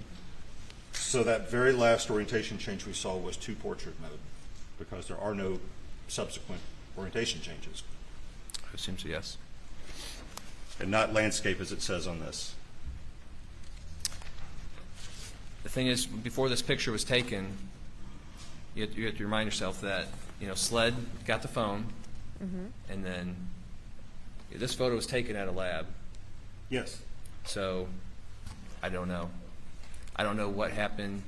People, it's been moving around, manipulated. I don't. But we just looked at a complete list of all the orientation changes, did we not? It wasn't time limited to a particular day. It's everything on the phone. He doesn't know. Like I said, I did not produce that document, so I'm going to have to go on your word on that. Let me ask this before we kind of move on from this. It's been stated a few times in testimony, and I think you did as well, that you don't get an orientation change recorded from the screen. So my screen is off. What happened? If I turn it, like to get an orientation change, and it's off, if I just stand here for a while, however long, an hour, and without moving the phone, turn the screen on, will there be an orientation change? That is a technical question for an expert that we had up here yesterday. That you should ask. I am not an expert, and I am not a phone expert. So where I'm going with that is simply, you don't know yourself in preparing this timeline whether the orientation changes that you're putting on here correspond with movement of the phone at that moment. I do not. I'm going off of data I was given from phone experts that gave me the data and has been put on this timeline. I don't know if the jury's gonna care about this. Oh, sit and scout. Oh. I want to turn now to the timeline and really focus on the timeline for Maggie Murdaugh. And I'm going to skip, kind of close to the time that we're... Are you still on the condensed or the full? I'm going to be on the condensed the entire Okay. time. I'm not going to refer to the other one. Okay. And I want to start on page 7. Yeah, defense is trying to prove, hey, there's some inconsistencies. Hello? Hello? Oh no. Refresh? Are you still on the condensed or the full? I'm going to be on the condensed the entire Okay. time. I'm not going to Oh, refer should to we have to the go to other court and TV? We have to go to court TV. one. And I want to you still on start the on condensed or page the 7. full? I have some screen off on times here, but you didn't put every time the screen went on and off, did you? I do not recall. I'd have to look at what was given. Are we good now? So you don't know if the screen of her screen went off at 8:49:28, came back on. at Everything 8:50. should be on this document. Okay. Did her screen go off at 8:49:28 and come back on at 8:53:08? I have a screen on at 8:49:20. And when did it go off?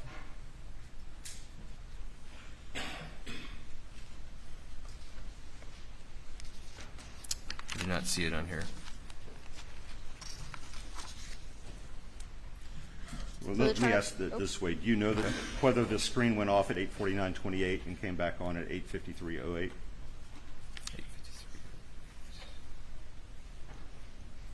8:53. I do not unless I have it on here.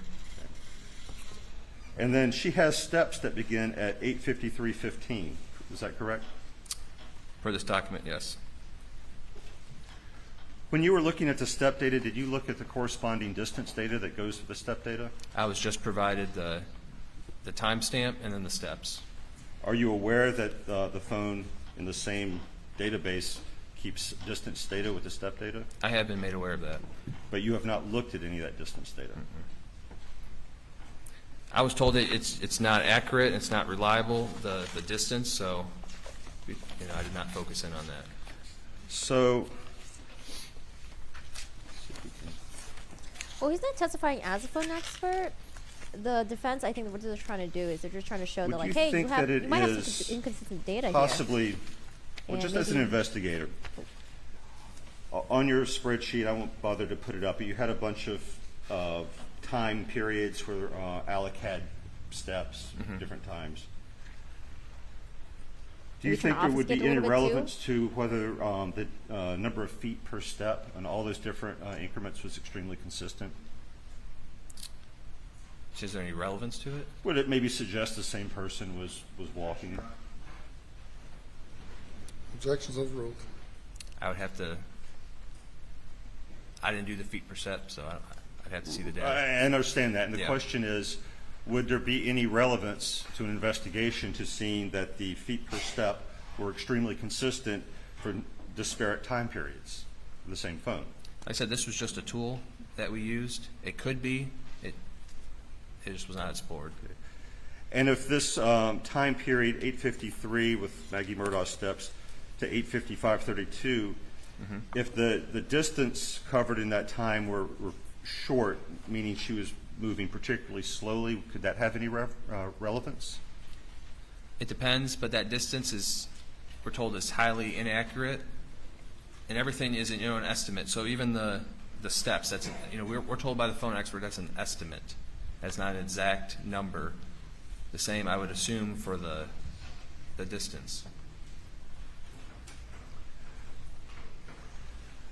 So you don't think, you did not check to see if the speed at which Maggie Murdaugh was moving on that very last increment, the last time the phone says she was ever walking, there was no how fast is she going, is she running, is she creeping? No one looked at that. Objections overruled. I did not look at that, no. I cannot say for anyone else. And the same question for Alec Murdaugh. Did anyone look for, I think you have, over 8 of these increments listed out, whether he was going particularly fast, unusually fast for him, unusually slow for him, the same speed he always goes. Did anyone look at that? All we have here is the data that is on that sheet.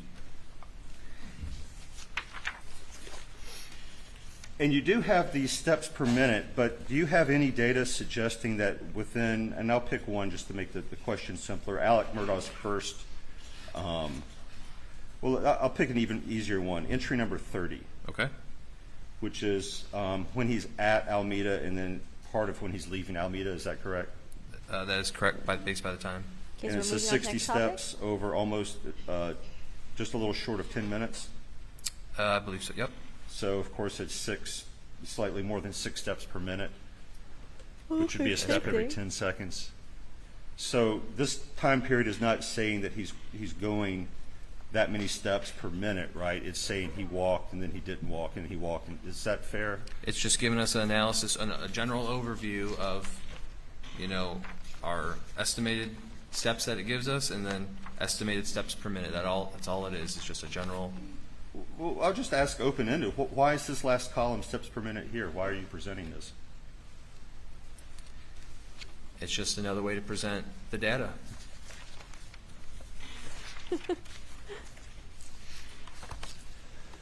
So turning back to, I think we were on page 19. Okay. And Maggie Murdaugh's phone is walking. Now we had from previous testimony an activation of the Siri user interface with the side button. Did you recall that from previous testimony? I do not, but it could have been. Okay, you don't recall previous testimony about that. Where are we bring now up, in the Defense timeline? Exhibit 41. Especially if you just ate like a full meal, you're like, huh? Maybe a And little there's sleepy. begin and maybe end. checked It's all the out. same time there in the bottom couple rows. You can see 8:53:20. Okay.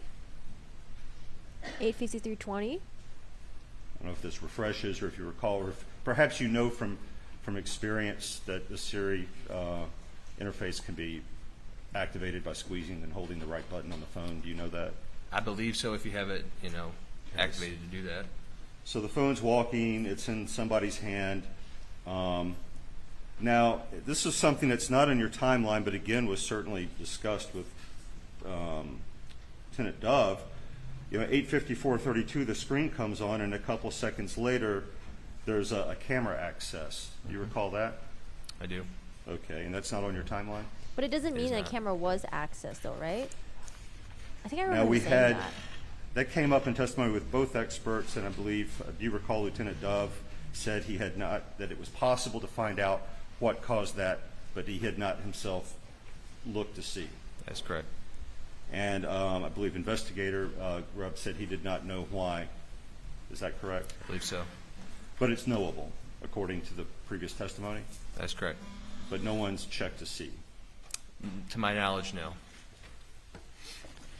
Because people thought maybe she was trying to, like, And then after that, there's some Unlock orientation with the face? changes, and then finally the screen goes off, I believe, for an more extended period of time at 8:55:36. Is that correct? That's correct. Now, after this period, there's nothing else that happens with her phone other than missed calls and texts, except that final orientation change. Is that accurate? That's accurate.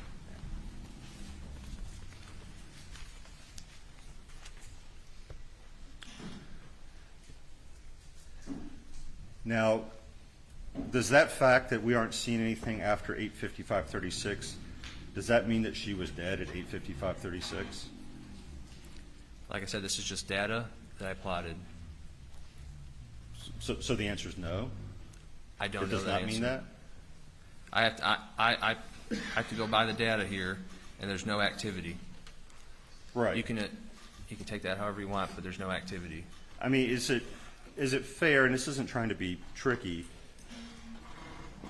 if use of the phone ceases as time goes on, it's more and more likely there's something amiss, right? The first second no assume one's so, using yeah. the phone is normal. I mean, someone might easily go, even Paul might go 5 minutes without using his phone, but as you keep going on, it gets a little more likely something's wrong, right? Is that fair? I would say so. Okay. But So you have it it's at it's not an immediate thing that, well, the last, Witness be able to finish the answer he started. I apologize, Your Honor. I honestly thought he had finished. I'm good. Go ahead. So it wouldn't be fair to say that if the last usage was at some particular second that the person was dead that second, right? It would create an inference that would increase in strength over time that no one's using the phone, something's wrong, right? I can't answer that. I mean, I don't have the knowledge on that.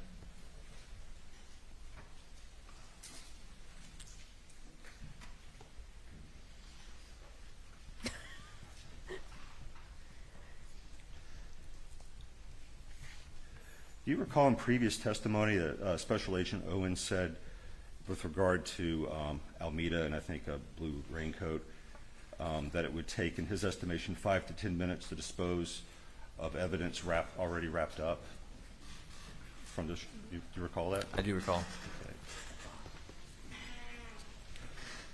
So to be consistent with the data you have here, well, let me ask this: how long with the test drives was to drive from the kennels to the main house? I know we did various ones. I'd have to look at the data. We did at various speeds. It was very Minute, short. 15 seconds? That would be a lot, I would say. Okay. you got different So, cars, and we know that TV, on foot. Alex's phone is at the house, right, from 8. It got left at the house. It's not going anywhere since it was up the house with the family. I just show no activity on it. Right. You can assume it is at the house. But it started showing activity again at 9:02 and 18 seconds. That's when the steps start. That is correct. 283 steps. So from that 8:55:36 to 9:02 with a minute and some seconds to get up to the house, you would have like 5 minutes if it were him to do everything and get back to the house in his house to the phone? 5 minutes? I think you're missing that the phone was actually locked at 8:49 for Maggie's phone. So the 8:55:36 is just when the backlight is off, but her phone locks forever at 8:49. But it's moving around, right, at 8:53. You didn't look at the speed at which it's moving, but that could tell us something. There's a Siri activation.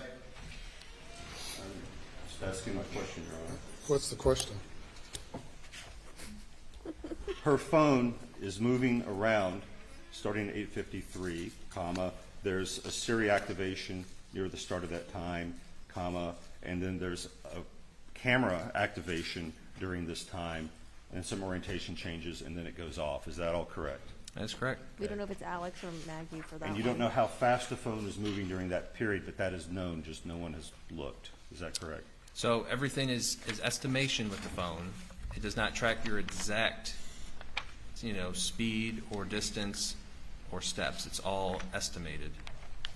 So an exact number is unknown.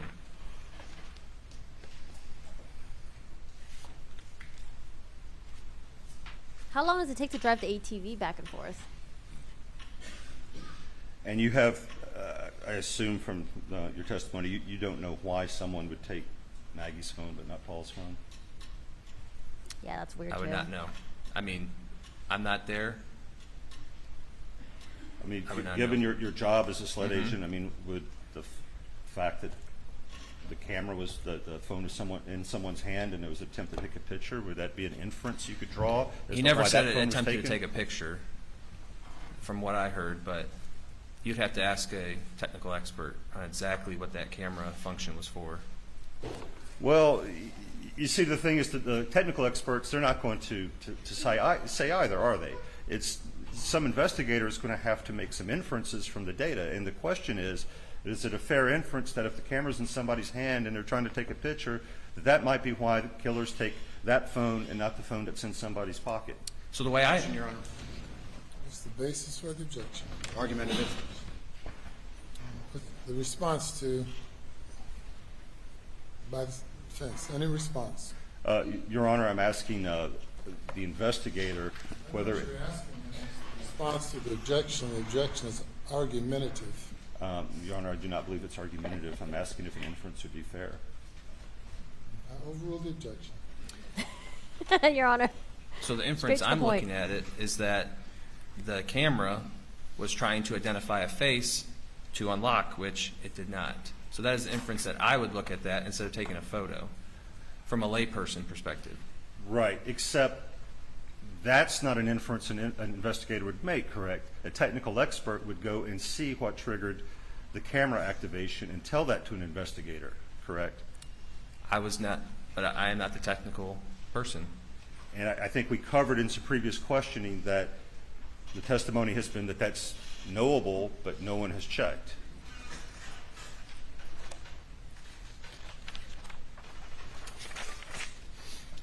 I'll kind of switch over to Paul, Okay. and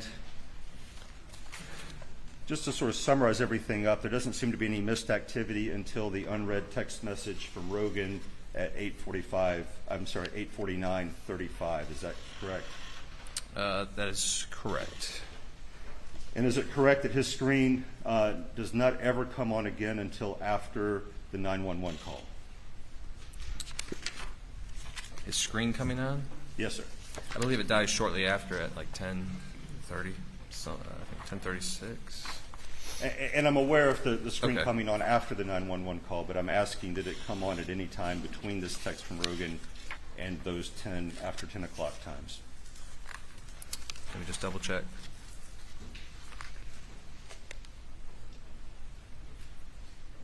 Yeah, I feel like I would have to take notes for this. I have some notes, but I show I didn't take a lot of a notes for this testimony. I display should've. screen on at 10:20:08.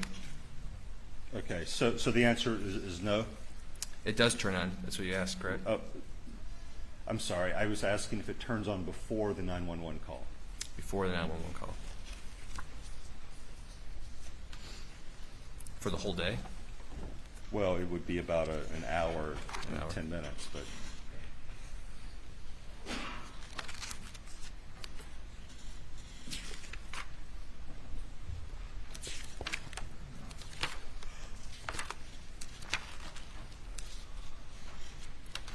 I'm not seeing a screen on before the 911 call. And that 9 to So 10 o'clock incoming time text frame. messages or calls, if they were received, did not cause the screen to come on. that is correct. Is it possible, and I understand this may be a question for a technical person, but is it possible that that's because the battery was at 2%? Like I said, I would not know that answer. Did anyone ask, hey, why isn't the screen coming on these notifications? Unfortunately, I think it's hard to tell, with the experts, but that would be my assumption that it would be either low battery, That's fair. trying to conserve the battery because you don't want the light takes so much power. So I would assume that would be the answer. So after, whatever happened after 8:49, his phone is not prompting him. It's not lighting up when things come in. I don't know if it's vibrating or whatnot, but according to the data here, it is it's not lighting up. Now, I think the previous testimony was that whoever, if anyone saw his lock screen before the phone went dead, after the 911 call, would have seen the yo text. Is that correct? I believe so, yes. They would have also seen this 8:49 text, right? The 8:49, 35. 35. Or at least a notification that there were multiple texts, correct? I would assume so. That's correct. Oh. And there were at least 4 incoming calls from Rogan between 9:10 and 10:08. Is that correct? I'm going to go off of your account. 9:10 and 28 seconds, Okay. 9:42 and 17 seconds. I think there's one at 9:57, Okay. one at 10:08. Correct. The one at 10:08, that would be during the 911 call, correct? That is correct. And that would be during the 911 call, before Alec Murdaugh leaves the scene to go up to the house and come back. Based on the data, that's correct.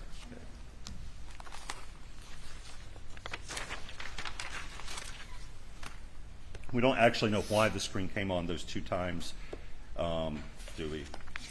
At 9:10 and 18, and then 10, 18, and then 10:20.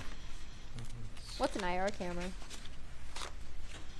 I could have sworn they explained the camera thing, and I thought they said it was just like a snapshot taken, but it doesn't mean you're actually using the camera. I don't know. That's why I have to go back to that We do not. testimony. You know how long the screen stayed on those times? I do not have that. You I don't know remember if that it was 12 brought with seconds? Facebook as well. Like Okay. there was a snapshot taken.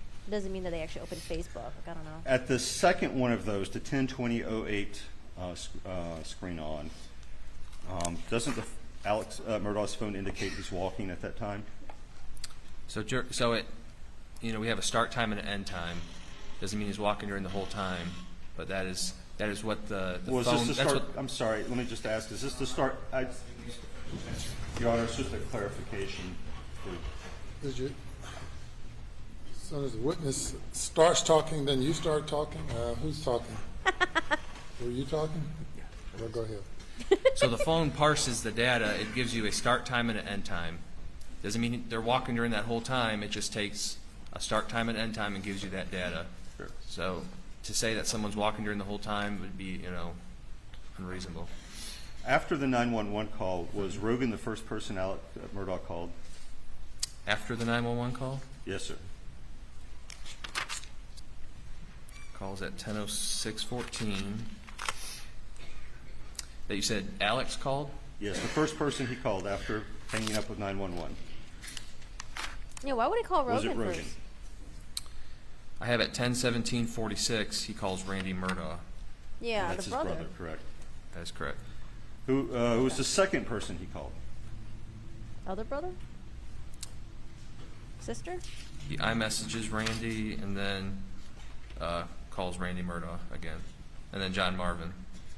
John Marvin is another brother, correct? Yep, at 10:19. And then the third person he calls is Rogan, is that correct? At that time, yes. And is that about 2 minutes and 30 seconds after that first screen on time? That's correct. Okay. So not immediate, not the first person.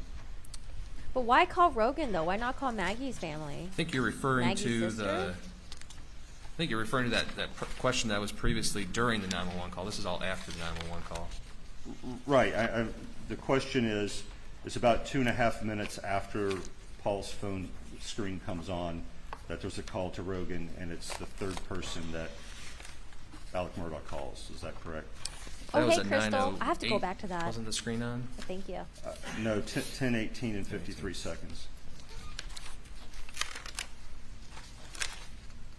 That'd be correct.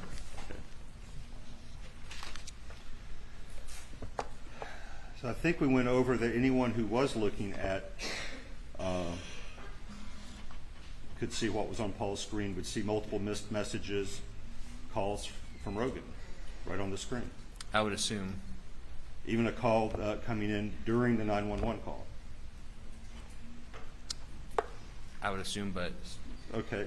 So as an investigator, do you think it would be terribly unreasonable that after calling other family members, someone would call the person who is the best friend of the dead son, who had multiple missed messages and calls, and even a call coming in during the 911 call? Is calling that person to ask what happened, what's going on, is that, to you as an investigator, an unreasonable thing to do after calling other family members? I would, as an investigator, I think that would be very odd, given the scene and the whole situation, that you're on the phone constantly, yes. That you're standing there next to your dead son, his phone is ringing for Yep. someone, and you call that person after calling other people.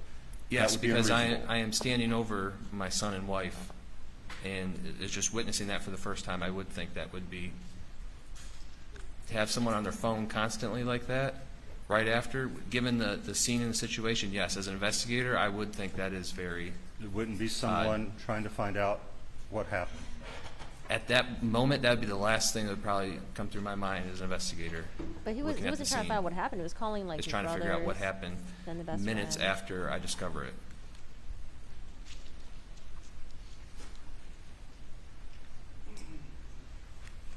Damn, investigator, put your foot down. I'd be in a state of shock if that was me personally. And speaking of a state of shock, But hey, people do different things, I right? think you have You never know how they're gonna in the act. timeline Sometimes later they do on, different things. To me, I think it's you weird read too, some but- spam text message about, I think there's a picture of a woman in a Is that a bikini. spam text I wouldn't call it a message? spam text message. It's from Michael Gunn, who'd be one of Defense his tried to- A friends. group text. A group text, yeah. Oh, And then defense he is trying to Googles the play name it of a down. restaurant in Edisto Beach, is that correct? That is what comes up on his phone extraction. Doesn't he also call a videographer he hadn't spoken to in years? Can you give me a page number to refer to? Yes. Said spam text message. Oh, excuse me, it's a group chat with him and his friends, it seems, right?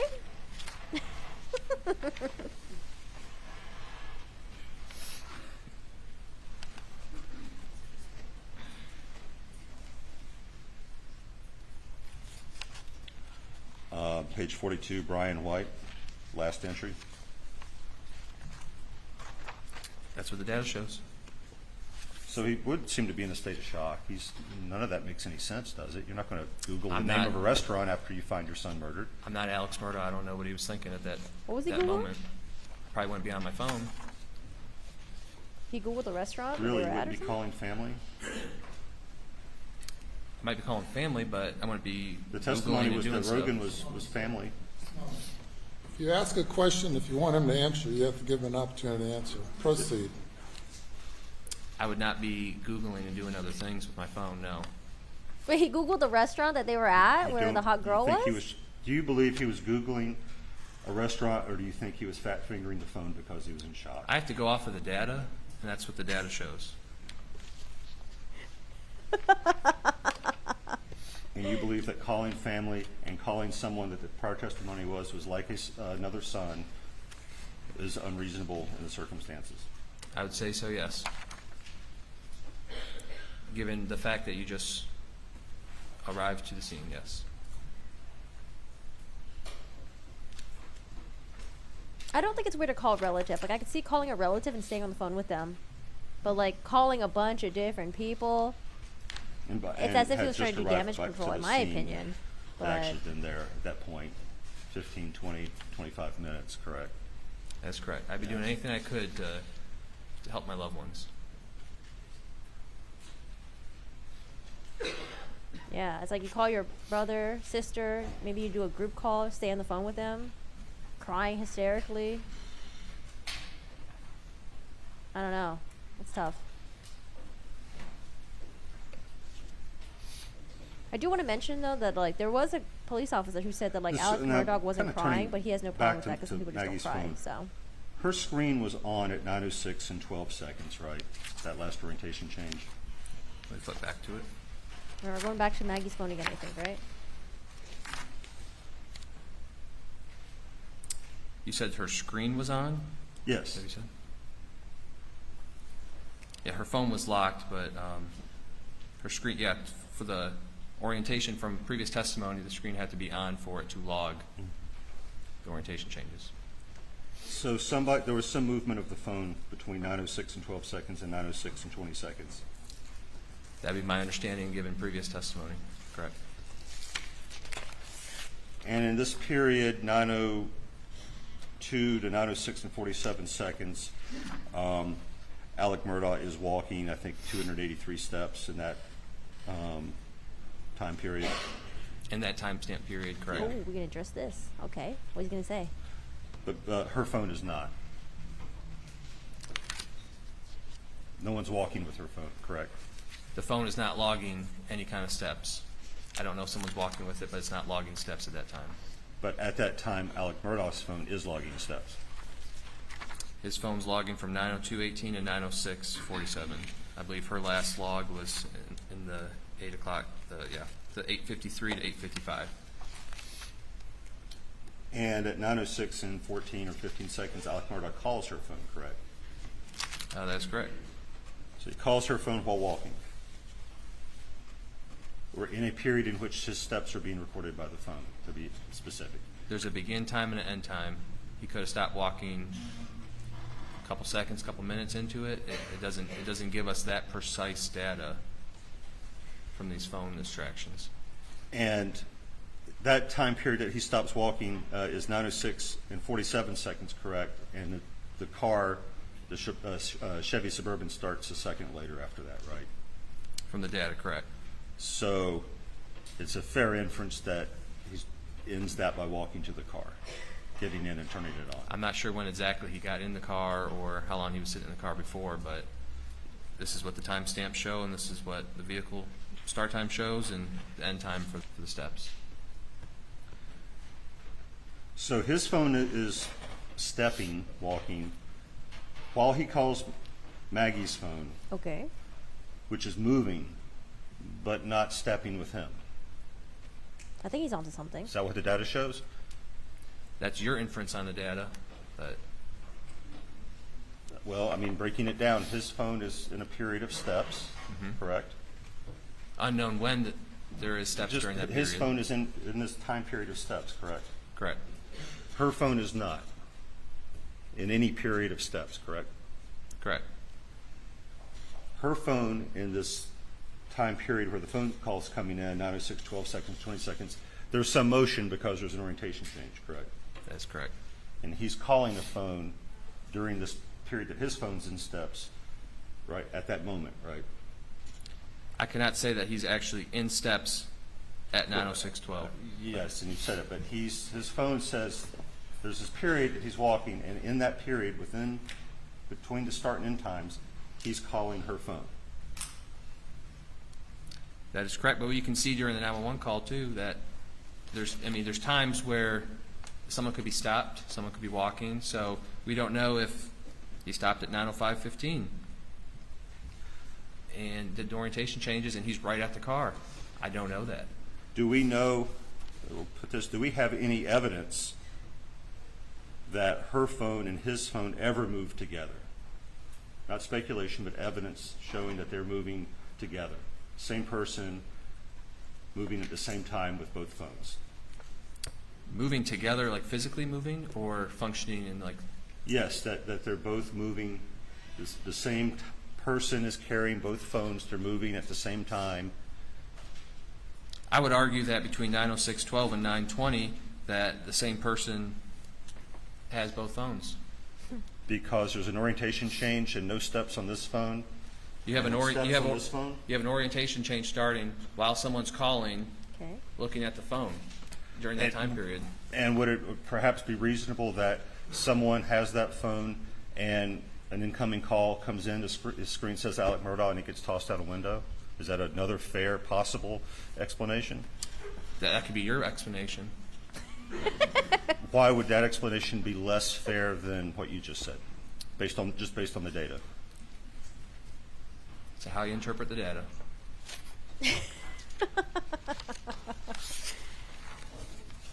He's trying to get the investigator to say what he wants to say, but this investigator, he's like, nope.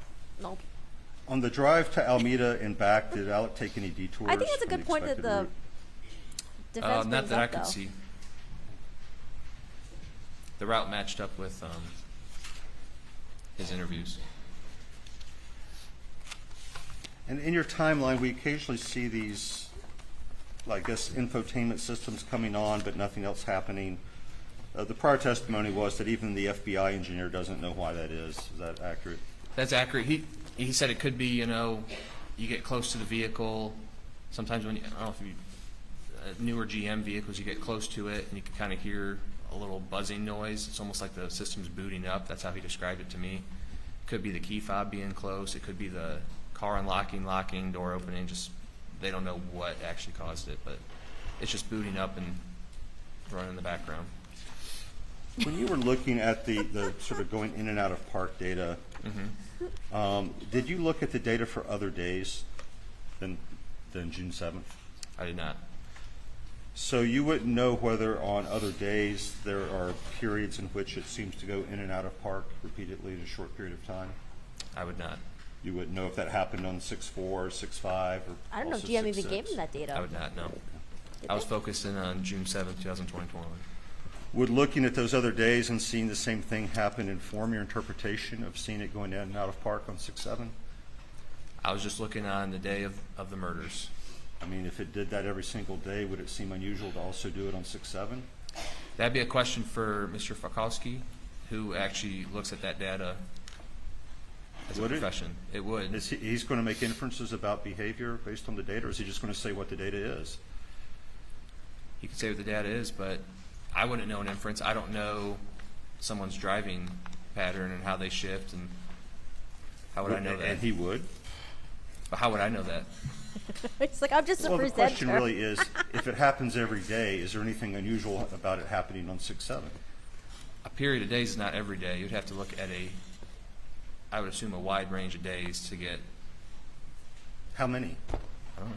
If it happened every day for the preceding 3 days, would that be enough? Every day is a new day. I would not, something could happen different on a different day. I mean, I don't know how you could compare that data. You go different places, you do different things happen during drives. I don't think you could accurately show that.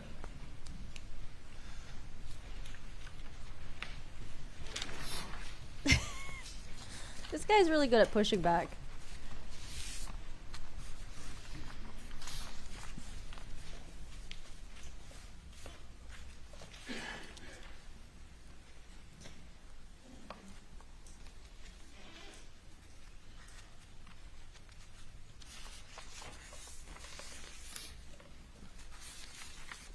Does anyone remember what this lawyer's name again? I forgot. Towards the end, some text messages, and one of them seemed to make a reference regarding possible drug use. Do you remember that? I do. And that was dated May 6th. Do you have it? Do you have the copy pulled out? Are you referring to the text from Paul Yes, I am. to Alex? Okay. I have May 6, 2021 at 10:52. And then there was some Google searches by Maggie Murdaugh. That is correct. Are you aware of a text from Alec regarding pills to Maggie on May 7? I would have to see the text. Show you what's been marked as Defense 138, which I believe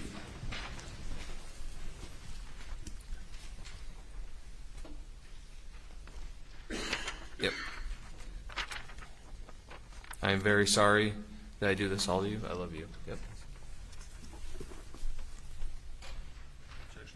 No objection to the exhibit, Your Honor. Now I offer Westford Marches Defendants 138. Let's admit it. Okay, Alma.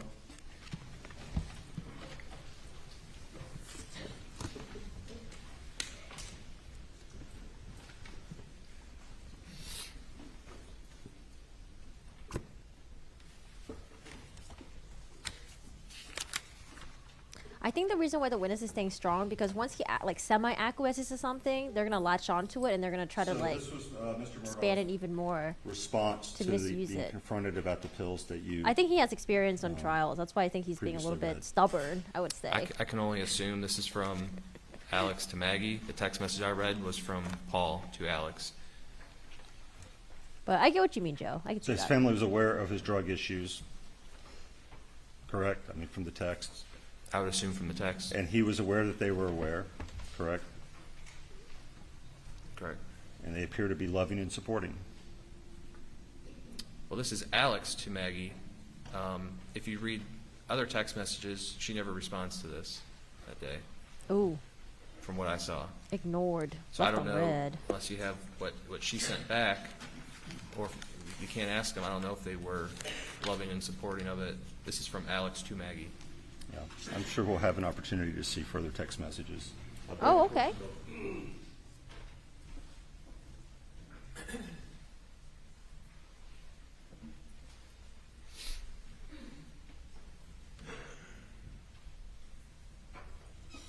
No further questions, Your Honor. Redirect. May it please the court.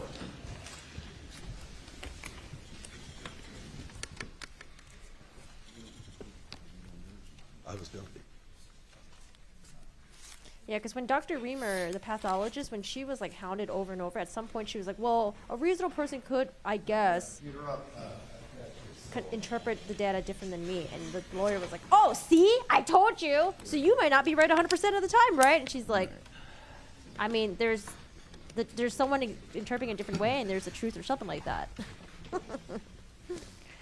So I think when they're testifying, they're trying to be really careful. But yeah, there are some things that they should.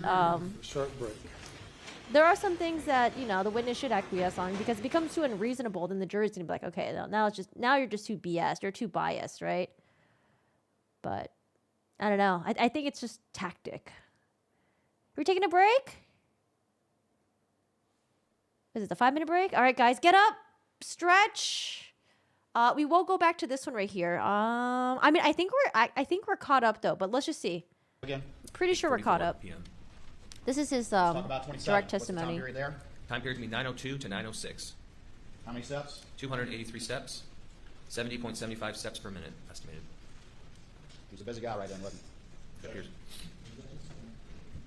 Yeah, so they're talking about the 280 steps right here. Line 27. Line 27 at 9:02 to 9:06, 283 steps. Man was dancing to a Was K-pop that, song what was the around average that steps per time. minute from 902 to 906? 70.75, Was that far in excess of any ratings on his phone in those prior entries? according to this table, yes. Have the computer back again, please. I think that's about it. I don't think there's really much. I think we're already caught up.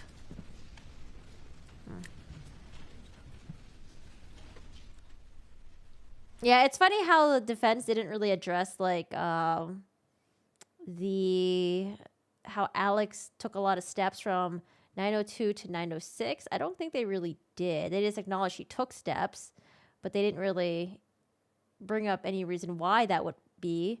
I think they're just trying to discredit the information that the information that they had by saying they're like, oh, look, Maggie's phone was recorded in landscape portrait, but then when you got the phone later, it says that it should be in a different orientation. But look at it. You guys took a picture, and it's in a different orientation than what it was recorded.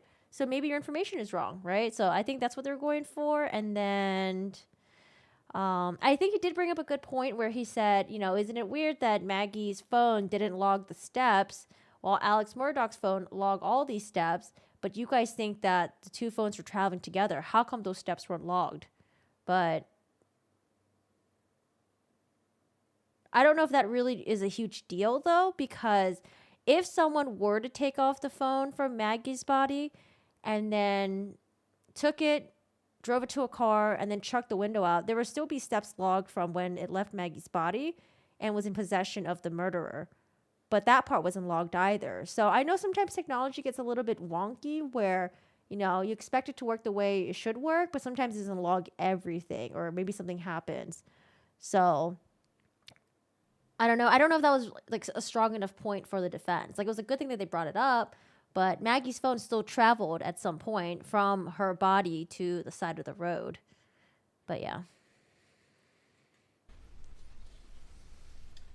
Joe says, what stood out for me, the witness did say that the steps does not necessarily equate to distance traveled because both distance and steps are not 100% accurate. Yeah. Here on Paul's phone, tell me very quickly what that represents. We do. This is going to be based off of variety.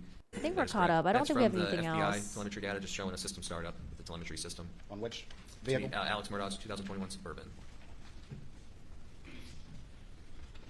Is there a CDR reference to Marianne Dempsey attempting to call Paul? There is. Marianne Dempsey again is who? Rogan Gibson's girlfriend at the time. Okay, so I think I want to amend it because some of them says like it does not show an extraction. I don't think. I think there might be a reason why the phone logs didn't show initially on the call logs or something like that. There may be another reason why. I thought it was because he was actively deleting like all these calls. I think they did say that he deleted 2 FaceTime calls to Maggie that day, and then there was like 73 other things that were deleted. But there are things that were deleted on, it seems like, other people's, or there are things that were not on people's phone, but I don't know what the explanation for that is. I don't know. Maybe they went through during the technical stuff. All right, get up and stretch, and I'm gonna use the bathroom real quick. Reader You can listen to correct, Linda. Court's in a 5-minute break right now. Let me know what It looks Linda like says. The state will rest. That means I can talk to, for the moment, Casey Early, who is a great criminal defense attorney, former public defender. Casey, it sounds like the defense did some really good things on cross, but then at the very end, kind of got boggled down with these ideas that they were going to discount the texts and the searches from Maggie to Paul about drugs. What were your thoughts? Well, I think that the defense was asking the special agent questions that he should have asked other witnesses. I don't know if that's strategic. I don't know if he thought that this agent should have had the answers to those questions. And part of the cross-examination was a bit confusing. And then, just like you stated, how he just left that cross-examination. You're absolutely right. This is the weekend. You want to start strong and end strong, especially if you're the defense, because now you're going to send the jury home. You want them to have that reasonable doubt throughout the weekend, and it carries over to your case in chief. I do believe that this may be the state's last witness, but it was just really confusing and odd the way that cross-examination ended. Yeah, and witness 61, Special Agent Murdaugh, combined the cell phone data, combined the car data. But one of the very interesting things, and I'm going to play just some clips with regard to this, was things that we hadn't heard before, that Paul actually mentioned the fact to his father that his mom, Maggie, had found pills on the computer, and Maggie, just before the homicides, before the murders, started searching all different pills dealing with Oxycontin, oxycodone, what different pills look like. I want to take you back to Perhaps they weren't logged with the battery percentage. Services start switching off due to low power.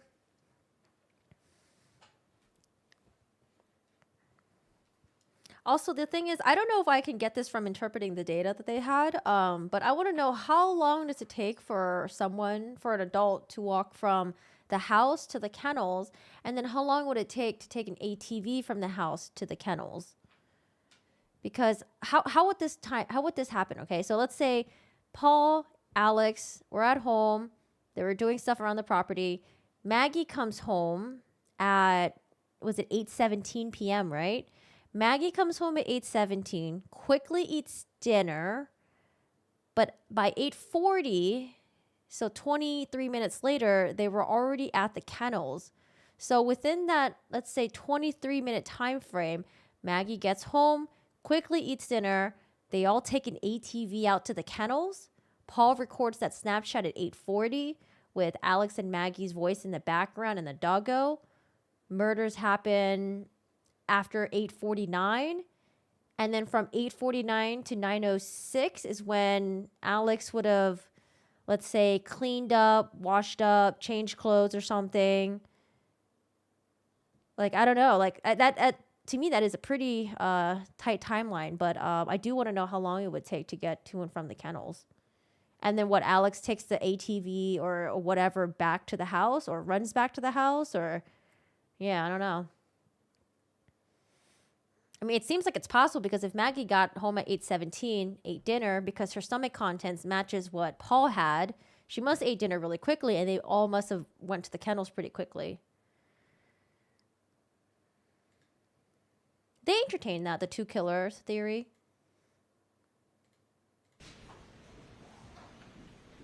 But they don't have anyone else's like DNA or footprint. May bring the jury. It's a really tight timeline, but it's, you know, if Maggie was able to eat dinner really quickly and then get to the kennels at 8:40, then it seems like you can get to the kennels pretty quickly. I just don't know if they did it by foot, by ATV, or by what, but I mean, they would have the information from the cars, right? Maybe Mercedes didn't get it back yet. Maybe they took Maggie's Mercedes down to the kennels, and then he took the Mercedes from the kennels back home, because we don't have anything from the Suburban. But yeah, I don't know.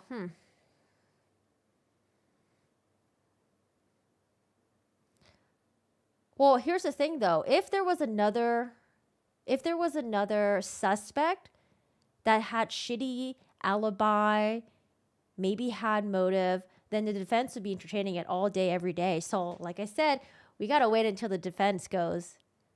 Because right now things look bad for Alex Murdaugh, but man, maybe the defense has something juicy, you know, and it's going to flip everything 180. So we got to see. I think they're going to go today after they do the cross-examination of this agent. It seems very hard to shoot one person and pick up another gun. Thank you. May proceed. Special Agent Rudolsky, a couple matters I have up on the screen. This is from redirect. the slides from the defendant's trip coming back from Alameda. Is that Hi, right? Brandon. That's correct. And It going was to really this rough. next slide. Things got a little bit better during cross, but a lot of things still weren't And this addressed. is the trip. What was the max speed the defendant hit on this trip back from Alameda back to Moselle? Approximately? I believe it was around 70. I'm sorry, the trip back to Moselle, that would have been around 80. 80? Yep, the previous And one was around 70. Did the I want him data, to. I don't think he while went. was still at Alameda, did it reflect that the vehicle paused for a period of time in the driveway before continuing? It did. And would that pause affect that average speed that you calculated It would. in that time? It would. So we're not calculating when he leaves the driveway. Can they not do that? I want to go to page 22 of your condensed timeline.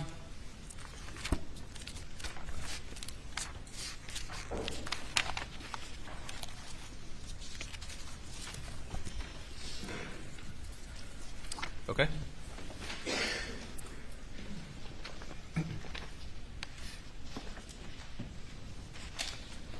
And up at the top, tell the jury what time period the data reflects that Maggie Murdaugh's backlight was off. It shows from 9:07 p.m. to 9:31:44 p.m. And during the entirety of that time period, does the data reflect that her phone was also locked? It does.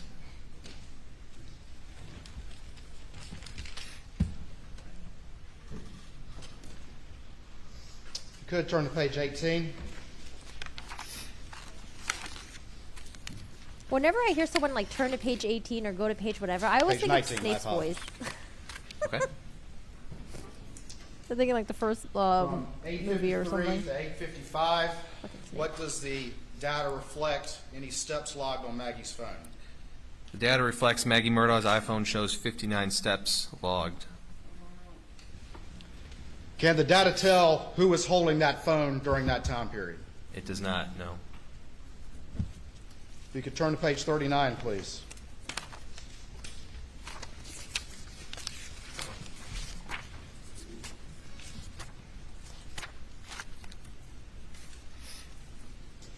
10:20:08, what happens, if anything, on Paul's phone? Paul's iPhone, it shows display on, screen auto lock. Screen auto lock? That is correct. What is your understanding again of auto lock? My understanding of auto lock, so the phone is already locked, but it's just an automatic feature that when the screen turns on, it just auto locks. It just logs it as auto locks even though it's already locked. Could that be from not recognizing a face? Either a face or, pushing the button on the side, but yeah. What's the next entry on your timeline after that screen on auto lock on Paul's phone at 10:20:08? The very next entry at 10:21:25. Alex calls Rogan.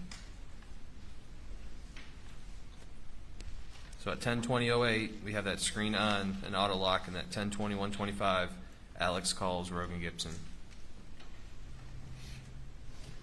In preparing this timeline here today for the jury and for this investigation, what was your specific job with that timeline? The specific job was just to take all the data that we collected throughout this whole investigation and put it in one concise document. Synthesize it together in one timeline. That is correct. From multiple sources. From multiple sources. Provided to you by experts. That is correct. Thank you, Special Agent Dawson. Anything further?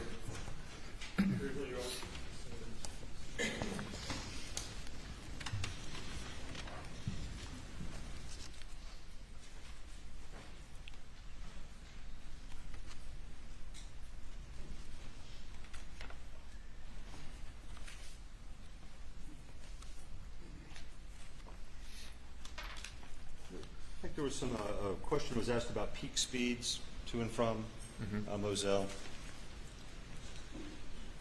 Did you look to see if he passed anyone on the way there or back? What do you mean passed anyone? Like a vehicle? Yes, that his car passed another vehicle on a two-lane road. I don't know how I'd be able to tell that with this data.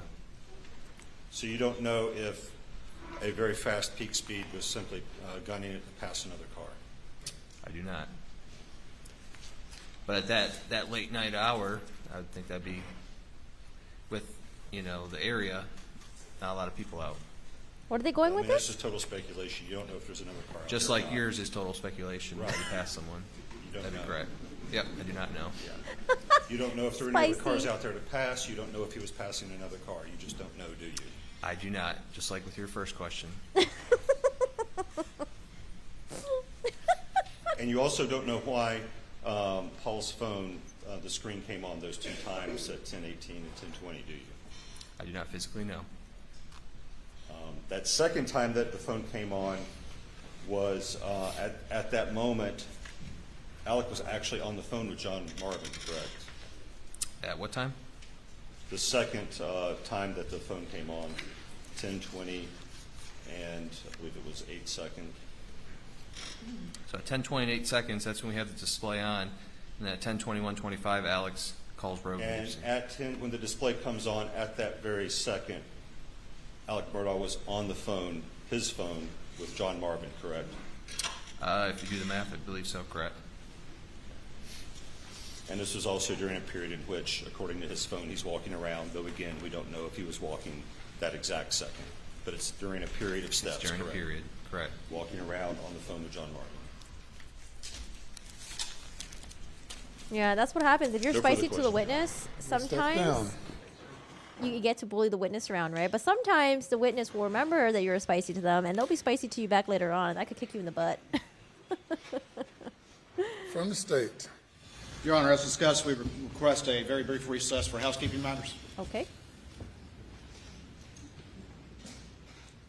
Look at the judge. Why did you do it on your lunch break? All right, the housekeeping matters are noted. Any further witnesses by the state? Not at this time, Your Honor. State rests but for the housekeeping matters. The housekeeping matters, and then, yes, at that point, the state would formally rest. Yes, sir. Ladies and gentlemen, we'll have you go to the jury room for another break. Please do not discuss the case. Yeah, they just wanted to make sure they look over their files or something like that. He mentioned that in this morning. And then they're just it's gonna take like 5-10 minutes, he says.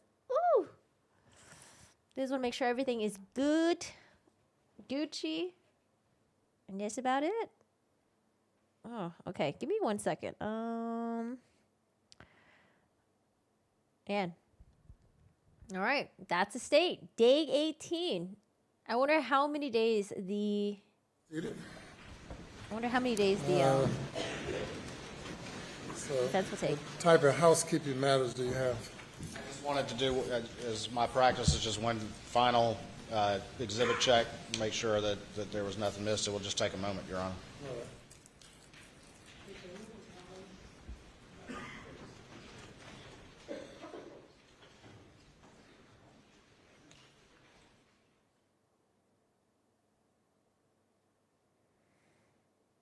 Motion that we will make. I mean, perhaps we could do it while the jury's out, but then he can formally. That's why I did it in the manner in which I did it. We'll do it that way. Okay, thank you. Yes.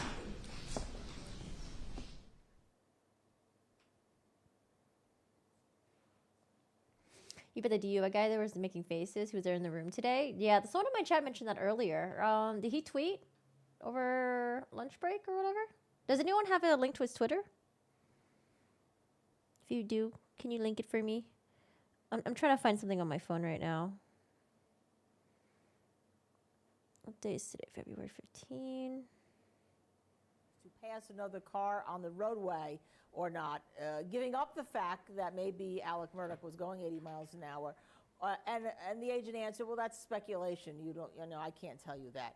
And then right now, what happened is the prosecution asked for a little bit of a break. They just walked away because they want to do some housekeeping matters, look at their exhibits, and then they intend to rest. So with that, let's bring Kesia Early back in to discuss this with me. Kesia, I thought that the ending of the cross-examination was weak. I thought this is a very strong witness, actually, for the prosecution because the jury hadn't been taking notes.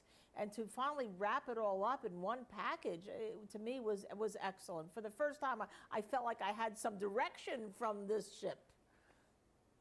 Well, give or take. I mean, I expected more from this witness. I expected more, especially on behalf of the defense, to kind of leave that reasonable doubt in their cross-examination. Again, what I pulled from it based on the direct and the cross-examination is that he was not the right person to give certain responses because he was fed this data and he basically compiled this data to come up with his ultimate conclusion. For me, it wasn't quite clear, although his role as a special agent was to gather this evidence and, create those pinpoints. Yeah, because he kept saying that, the questions that you have, they're more on the technical side, and you got to ask the people that testified before me, not me. What I want to do is to confuse the jury because if you do that, then that testimony is oftentimes disregarded. Well, let's talk about that in terms of the fact that jury, again, has not been taking notes. It seems to me this case comes down to a number of things, and I've been tweeting about this, and this is how I go about trying cases or advising on cases, that it comes down to the kennel video from 8:44 that Alec Murdaugh did not know his son Paul had taken because he was facing into the dog, into the kennels.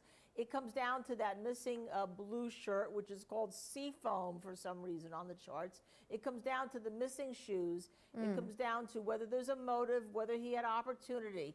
And then I think that one thing the defense misses, I would have braced. Yeah, because we're like, where's this shirt and where are those shoes? Where are they? Where'd they go? Where did he hide them? Totally agree. And actually, I think it actually comes down to his several statements that he gave. We know that he gave 3 official statements. The last one to me was the most damning and harming. Octavia. He gave so many inconsistent statements. Judge, I got some housekeeping matters. Yo, Judge, I really got to use the bathroom, man. That Chipotle I ate earlier is not sitting with my stomach. To be fair, though, Creighton Waters did mention this at the very beginning of the trial today. So he did say he wanted to do housekeeping matters afterwards. I don't know. And also, it comes down to his actions after these murders. He approached his son, and he claims that the phone fell out of his son's pocket. He picked it up, and then, I'll think about it, and I'll put it back down. what person in their right mind would worry about a phone? You would be more concerned about your loved one that you have just witnessed who appears to be, his head was blown off. So it's his actions, it's his statements that unfortunately I believe is going to work against him because it has been used against him in a court of law, whether he does take the stand. Okay, Sia, very interesting. I'm sure when we have you back next week, we will have an answer to the question.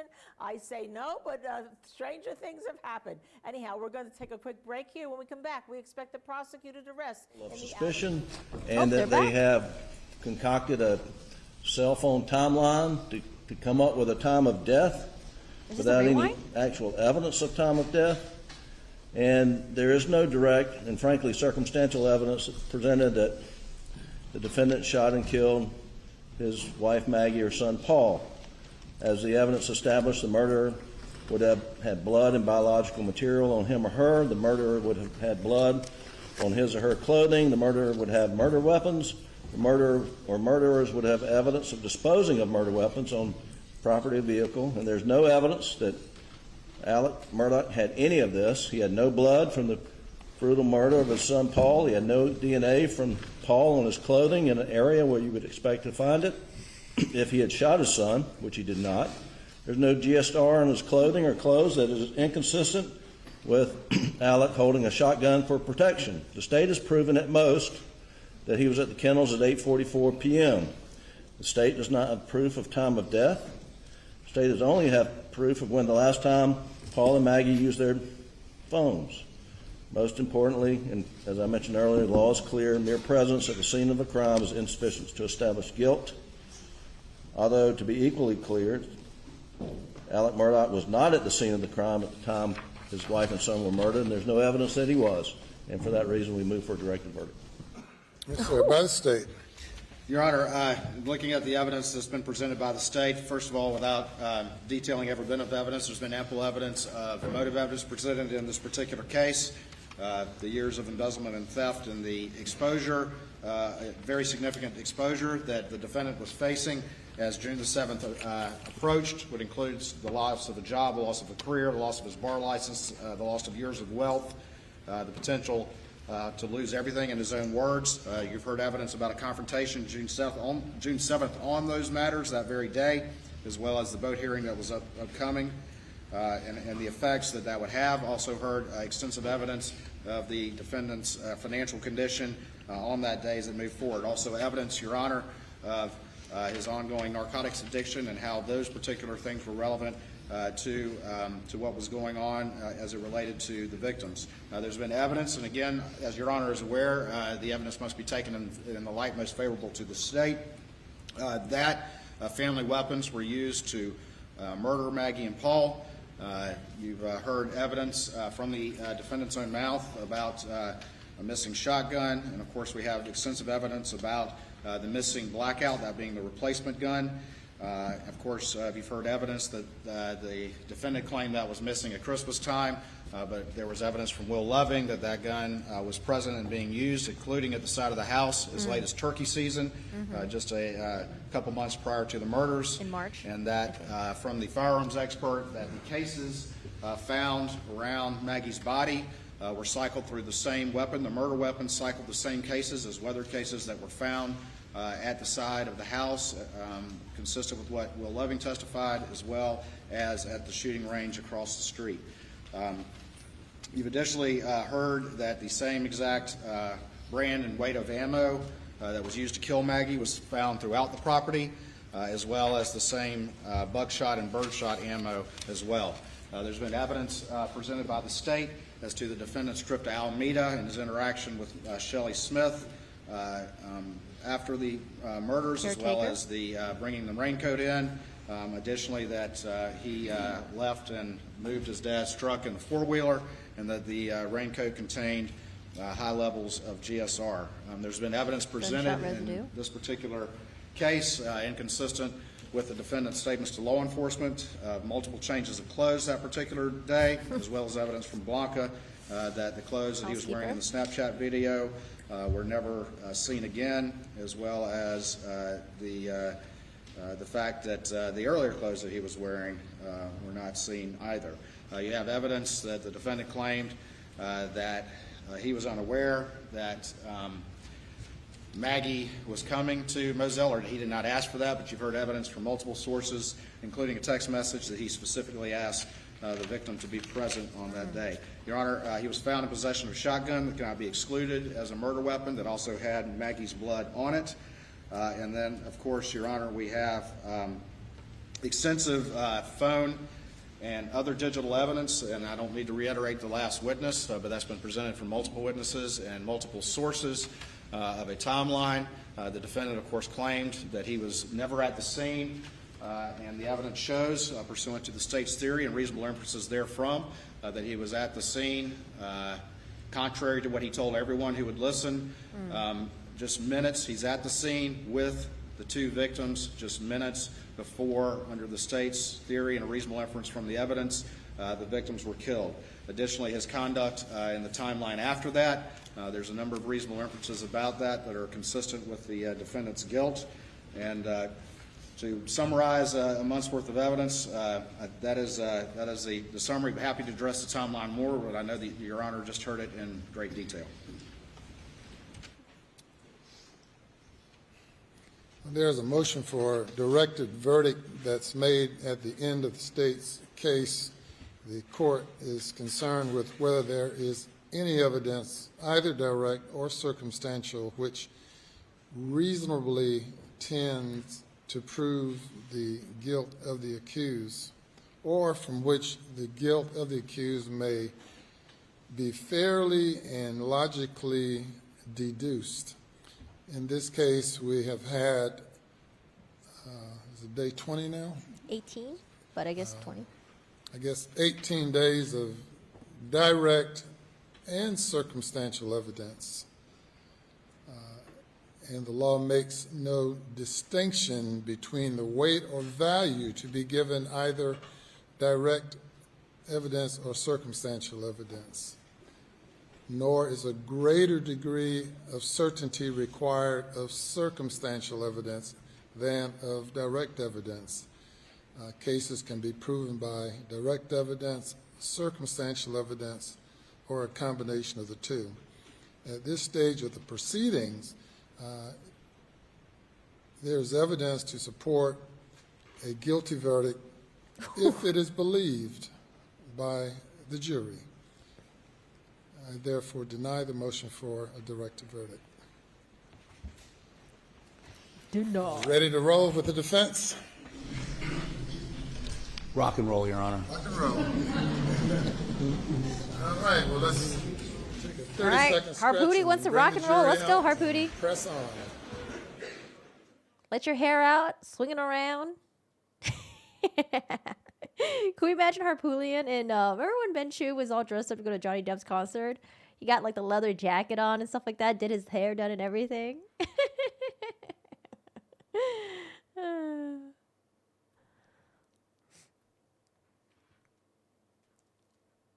Oh, sorry. So I wanted to talk about this earlier when I think Sal was talking about shooting two guns would be like weird or awkward or something like that. There was one person that came on Law and Crime that did say that, like, so one gun was a shotgun, one gun was like an AR style rifle, and AR stands for like Armalite, so the gun is like relatively kind of light. A killer can have it strapped around his shoulder, so like shoot the AR, have it strapped around the shoulder, and then have the shotgun picked up right next to him and shoot that as well. And it's possible they wanted to use two guns. He wanted to use two guns because he wanted to make it seem like there's two different murderers. Or three because of that weird height thing that he did, right? But, yeah, I don't know.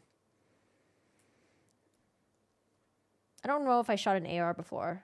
I don't remember what guns we shot. I know I shot a shotgun before, but I don't know the other ones. It was like pistol, shotgun, and then like two other guns, which I don't remember what they were.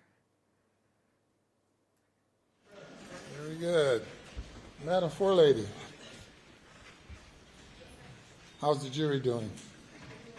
Butt's good. tired. Very good. Tired. Butt hurting. You have heard the state's case. It is now the defense's turn.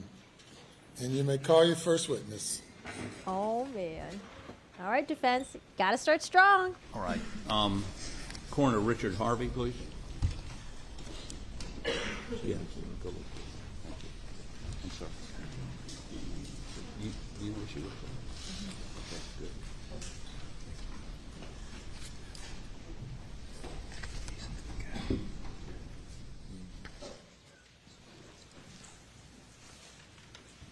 Do you swear or affirm that any testimony you give today will be the truth, the whole truth, and nothing but the truth so help you God? I do. You would, sir, be seated. State your full name for the record and spell the last part. Okay. And before we begin testimony, I think, Mr. Waters, you're going to formally rest. May it please the court, Your Honor. In the matter of the indictments of the defendant Alec Murdaugh for the murders of his wife Maggie and his son Paul, the state of South Carolina rests. The state is rested, and now it's the defense's turn. State your full name for the record, please. My name is Richard Harvey. And Spell your last name. Harvey, you are an elected official here in Colleton County? Yes, sir. I am the coroner of Colleton County. Okay, and briefly describe your duties to the jury so they understand what a coroner does. We basically investigate any death that occurs outside a hospital, any death that dies within 24 hours of admission to a hospital, any emergency room death is reported to the coroner's office as well. And primarily our responsibility is to do an investigation as to the cause of their death, including medical records, autopsies, and that's basically my responsibility, is to determine what the cause of death and the manner of death is. So,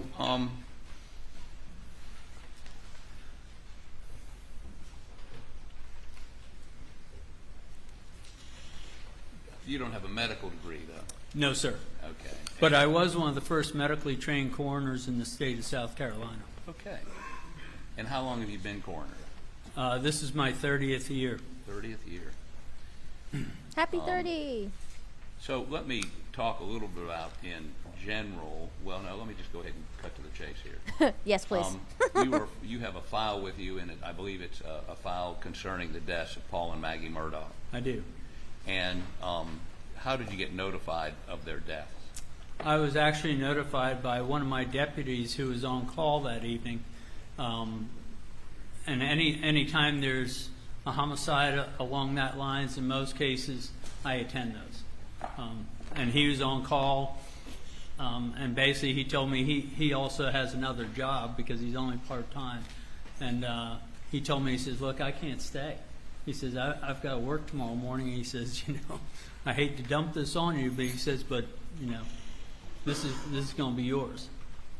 So, yeah, we all understand that feeling when a coworker does that. Let me back up for just a second. Did you respond, and if so, what time did you get to the scene? And I'm going to lead you and say in Moselle. I was notified at 23:04, which is 11:04 in the evening. Okay. And I arrived on the scene. Let me back up there. I arrived on the scene at 23:04. I was actually notified about 22:30 by my deputy who was on call. So 22:30 would be 10:30? Yes, sir.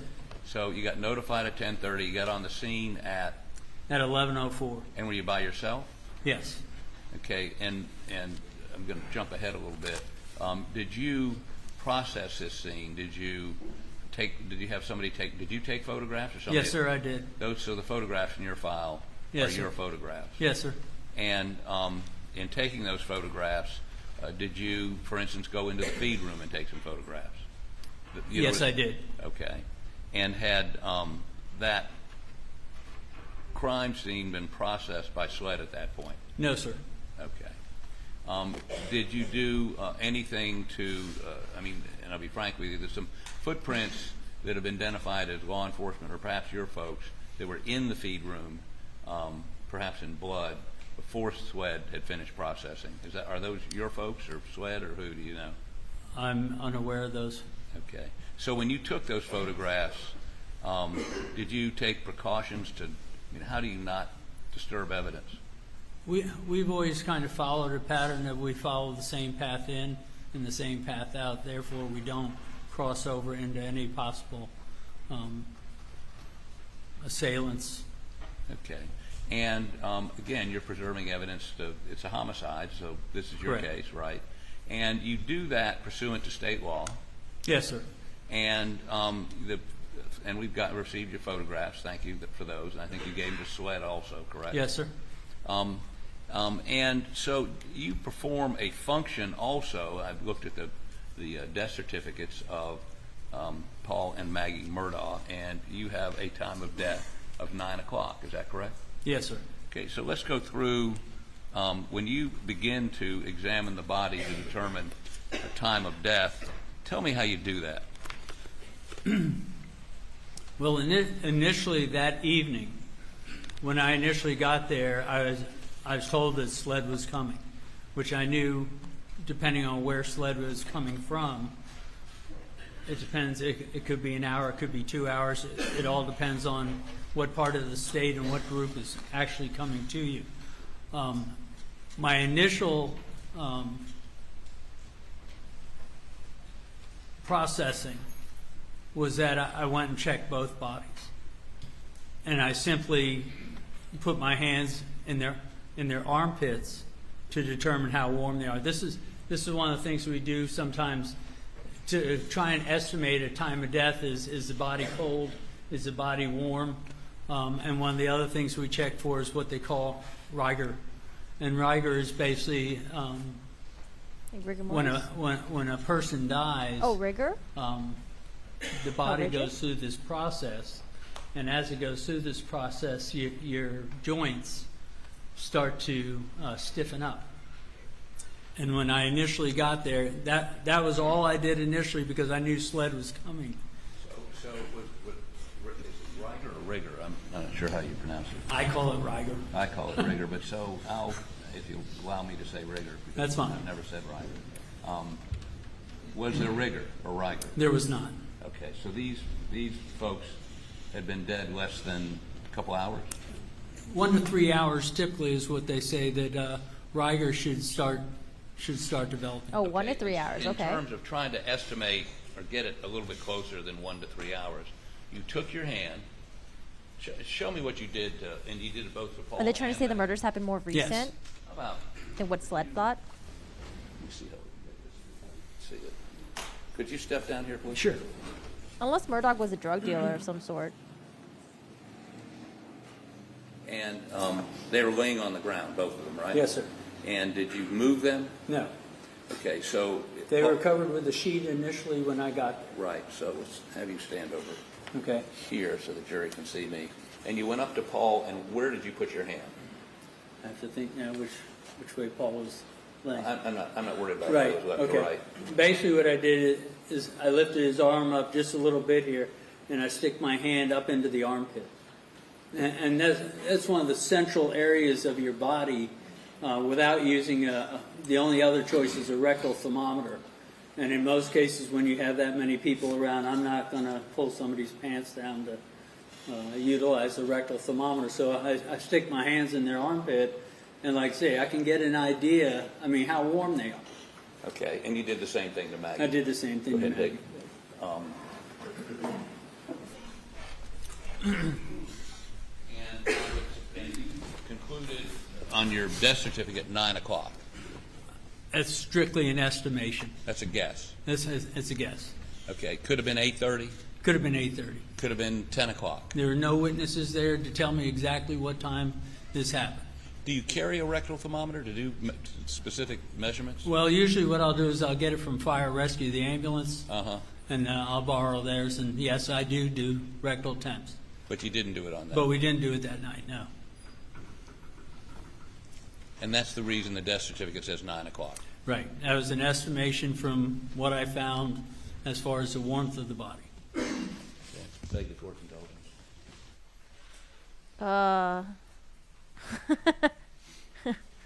Okay. Now what?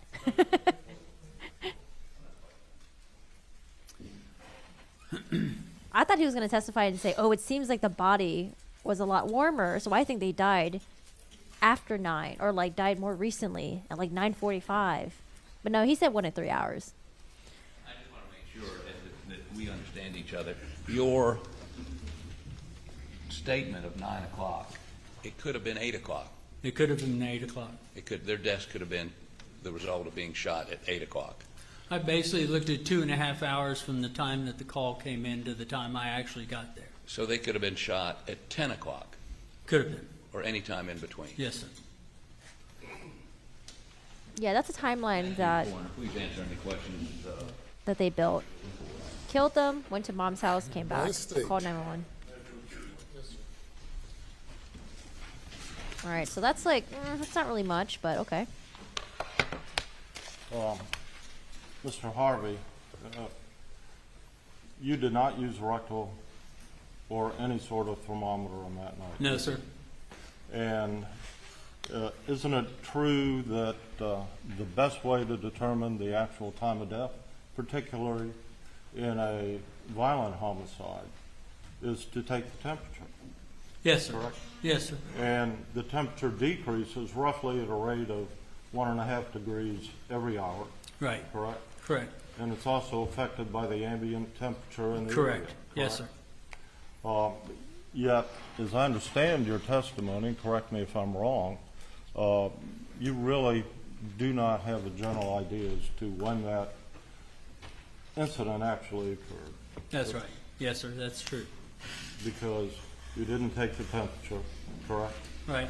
And thermometers are not always accurate either. So, and that's one thing that we've learned over the years. I mean, we do have, and actually we now have the little COVID thing, right? Ultraviolet light, the light that shoots for the forehead.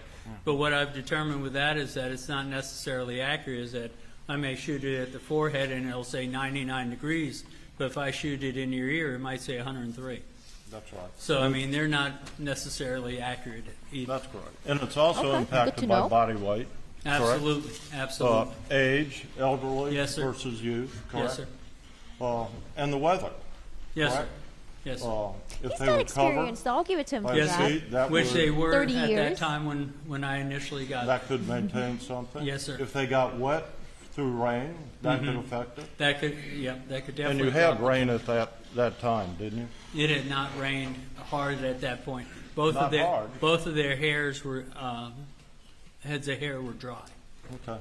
And all those are factors which reflect what the actual time of death is. Yes, sir. Yet temperature is key. Yes, sir. And the only information you have is that the bodies were warm, correct? Yes, sir. Based upon And your... Riger had not started. Wait, Maggie's hair was dry. And that usually begins to occur within 1 to 3 hours. 1 to 3 correct? hours. So that's the time frame that I was looking at. Okay.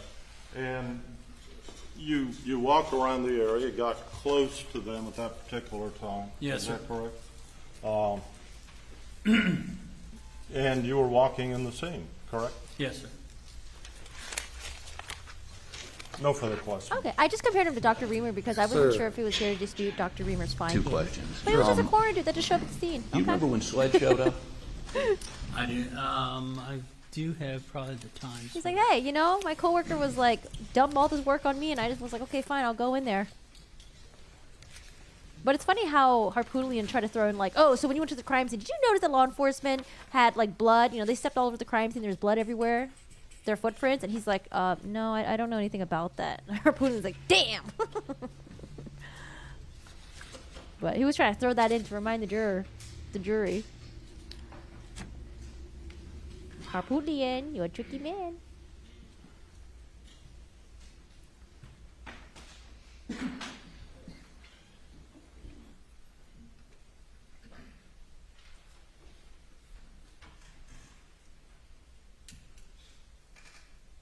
Take your time, Dr. Harvey. Look at Harpoot's face. I did not see Sled on here, though. Let me perhaps ask another question. Okay. Was Carleton County already there? Yes, sir. Okay. Were there Carleton County detectives there? Yes, sir. They're Okay. Did any of them talk to you about time of death? no, Did any of them ask you what your examination revealed? no, Did any of them ask you how you came to your decision of the time of death? no, sir. Man, this is the first witness. Oh, actually, you know what? They started with this witness because it was going to be a short testimony. That's why. Further. They have another witness that they wanted to start with Thank you, first, sir. You may step but down. they didn't want to stop halfway through the weekend, a 3-day weekend. Yes, sir. Shailene Tyndall to the stand, please. So he's calling like quick, like 30-minute witnesses, just to round out the day. Okay, because I feel like it's good to start with like a really strong witness, and then work your way from there. But yeah, it's just like a timing thing. Okay, who's this? Hello. Like your pants? Bright orange.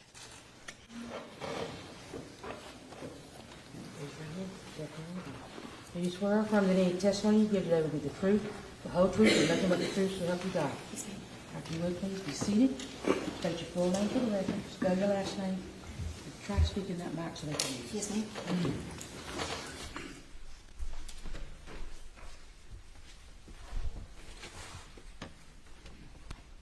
I'm Shalane Tyndall, ShaLaneTindal.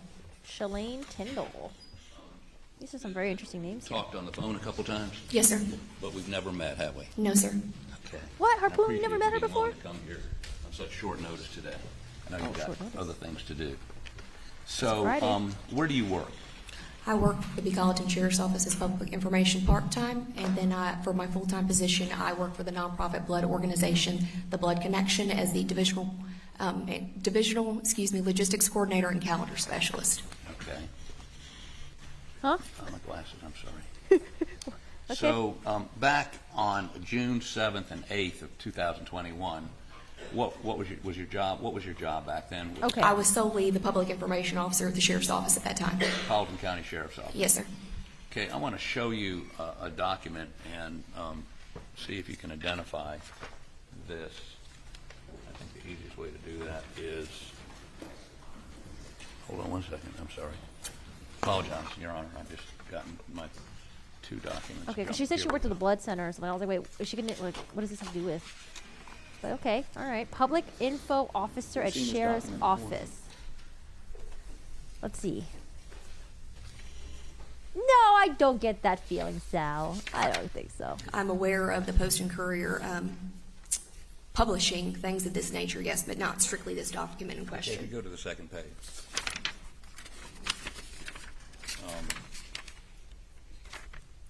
Now, does this, if you look halfway down the page, does that, there is a quote in here from you, correct?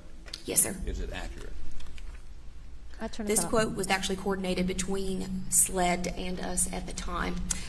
We received multiple inquiries from the media, and per the sheriff's standard protocol, anytime SLED is in charge of a case or investigation, it's standard procedure to reach out to them and coordinate something with them. Okay, so the quote from you, this is on the morning, this is the Post and Courier on the morning of June 8th, and the quote contained by you in here, we'll get how that was put together, but is it accurate? The quote wasn't by me, it was a joint information from SLED and the Sheriff's Office. Okay, what's the quote? Sheriff spokeswoman Shalane Rhodes referred questions. So, but you were part of the release of this statement? Yes, it was a joint. Mm-hmm. Okay. Your Honor, I'd like to offer this into evidence. No, could I look at it? All right, they're about to submit in evidence. What's the quote? I mean, I'm sure I can Google it really quick, but we'll wait. Let's see what Harpoonian's on right now. Yeah, that's what I was going to say too, Joe. I think that's where they were going with it. Like, oh, you know, the sheriff's office, they already thought he was a suspect from the very beginning, and they didn't really look into other people. That might be an angle that they're going with. But here's the thing. Let's say, even if you grant them that, well, the defense can also look into other people too and put them up as, hey, this person's probably a suspect, but they didn't look into them. But we'll see. We have no objection to the quote, but the article, I hadn't read the article. We just object to the rest of the article, and I think he's agreed with that. I just want these two paragraphs. Oh, you just want 2 paragraphs. Okay, read it real quick.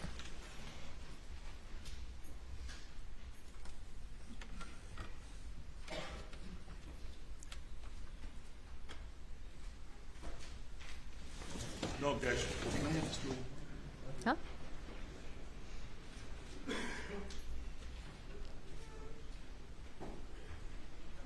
No objection to what? Her quote that she gave and not the rest of the article. We're in agreement on that, if Your Honor is. Is that what you're offering? Yes, sir. I'm going to have her publish 2 paragraphs from this story. Thank you. Yes, sir. record, Your Honor, this is a story in the Post and Courier on the morning of June 8th, which would be the morning after the murders. So what I'd ask you to do is, it's in quotes, would you read this paragraph and this paragraph, publish it to the jury? This paragraph at this time, and then a paragraph right after that, okay? Take it. And would you slow down just a little bit for me? Yes, sir. Thank you. At this time, there is no danger to the public. The Sheriff's Office said, if information is received that dictates otherwise, we will immediately notify the public. Sheriff spokeswoman Shalane Lowe's referred questions regarding the incident to SLED and the Colleton County Coroner's Office. A request for 911 audio recordings was denied due to the ongoing investigation. Okay, we heard this before. I know exactly what they're talking about. They brought this up, like, sort of earlier. So that statement was the public has nothing to worry about, right? That's what it states, yes, sir. Okay, now,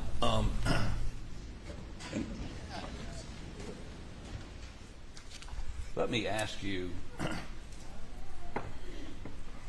the process for this something like this getting released. You said SLED was involved?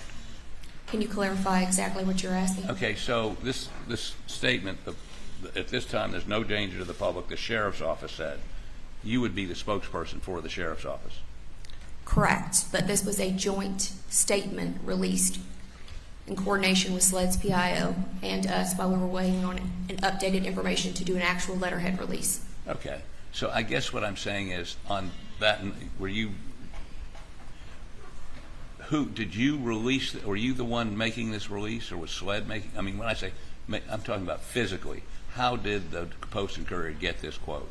SLED and I, PIO at the time, coordinated multiple times through numerous phone calls. There's also emails. This was discussed over the phone due to them being the agency on the case, but it did come from my email, but it was coordinated with SLED's PIO at the time. Okay, so SLED signed off on this statement. From what I understand from speaking with their PIO at the time. I mean, you consulted with their, now PIO stands for? Public Information Officer. Okay, so the Sheriff's Department has a Public Information Officer, you. Yes, sir. SLED has a Public Information Officer named? At the time, I believe it was Tommy Crosby. Tommy Crosby. You all talked and emailed? On numerous occasions from the time of the incident on further. And decided this was the statement that should be made? When I coordinated with SLED's PIO, this is what was mentioned and this is what we had published. Okay, and what you're saying is there's no danger to the public. If information is received that dictates otherwise, we'll immediately notify the public. Did you ever, was there a subsequent release given? After this statement that we put out? Right. Yes, there was a joint letterhead release. The initial, what the Post and Courier published was an actual statement. Later on, we actually published a release while we were waiting on additional information. And that subsequent statement didn't indicate there was any danger to the public. It didn't change this position, did it? I'm sorry, could you repeat that? Did SLED and the Sheriff's Department change its position and put out a statement saying, whoa, now, there's something to worry about? Or did they just not mention this again? When we did the updated release, that same information was also in the body that was sent over to SLED for their approval. Tommy Crosby had taken a moment to look at the release and later, I guess, decided that we took that out of the release and that was what was published, excuse me. So, but they never came back and said, there's something to worry about. They just took this language out. Yes. Okay. And SLED signed off on that? We worked on this together, yes. Okay, but it wouldn't have gone out if SLED hadn't said? Yes, sir. Let it out, correct?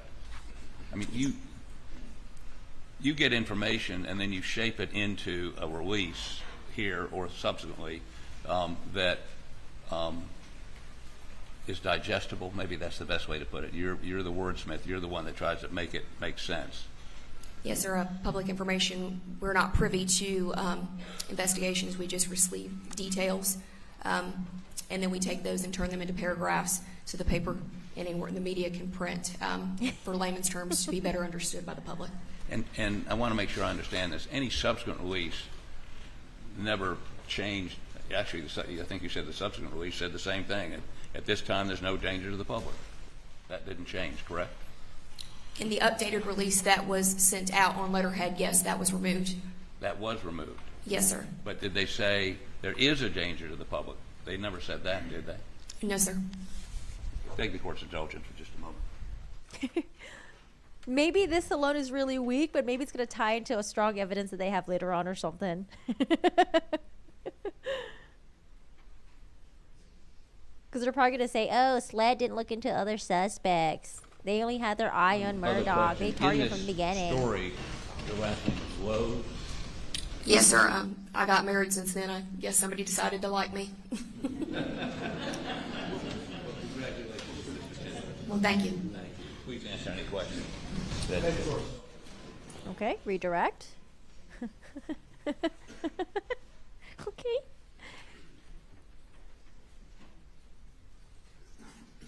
I love how intense her eyes are when she's answering the questions.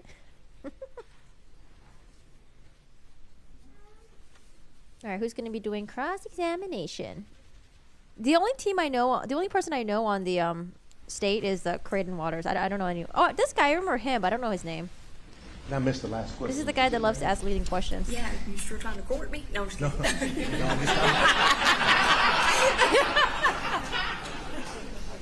I'm happily married. I am not. I'm just kidding. I just couldn't hear. What was the date of the second release that Mr. Harpoot? I honestly don't know. Am I talking into here? Yes, ma'am. The date of the second is the same date. I apologize, Your Honor. The date of the second. The initial letterhead release was released on the same date a few hours after the initial statement. So the one he was asking about second was the same exact statement, word for word, that was released early? No, the second, what we initially put out at around, I think, before 10 o'clock in the morning, we had received inquiries from Fitz News, News 4, and I believe the Post and Courier. So the initial statement that I coordinated with SLED was what he was referring to afterwards, an updated letterhead release. As additional information became available to us, was coordinated with SLED that redacted that information. Okay. And I'm just going to show you. Is this the document you're talking about here? John Meters, that's his name? And it's dated June 21st. Is that what you're talking about or not? No, that is not.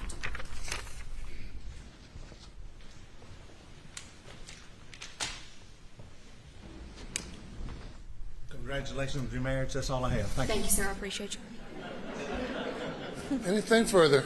Only this question. Did you think that Mr. Meadows was proposing to you a moment ago? I don't know. I'm just picking. No further questions. What is going on? Step down. Oh, God. Mr. Meadows, okay. Mr. Leading Meadows. The judge is... I wonder if he was even laughing during that time. I feel like he's just like, meh. Any additional witnesses today? Your Honor, as we've discussed, the next witness would be extraordinarily lengthy. It's 4:30. I apologize to the jury and the court for not having somebody intermediate, but we just couldn't find anybody, not knowing when the state was going to rest. Thank you.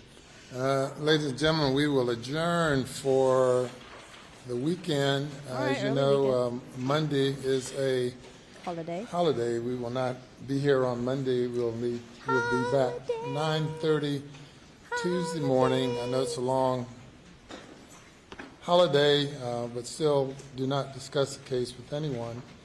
And hope have a safe and happy holiday and a good weekend, and we'll see you all on Tuesday morning at 9:30.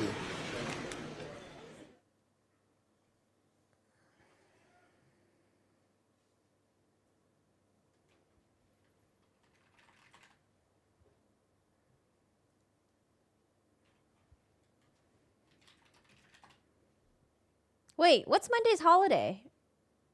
I thought it was MLK, but MLK's birthday's on June. What's the holiday on May 20th? February 20th? Washington's President's Day? Oh, President's Day. Oh yeah, I forgot President's Day was a thing. It's today. I forgot about President's Day. Okay, we'll see everyone next week. All right. Yo, Judge is trying to leave early, man. He's trying to party it up, 3-day weekend. They could have gone for another hour. Oh, God, how many days are they going to stretch this trial for? I feel like they end so early. Their lunch breaks are a little bit longer than usual, in my opinion.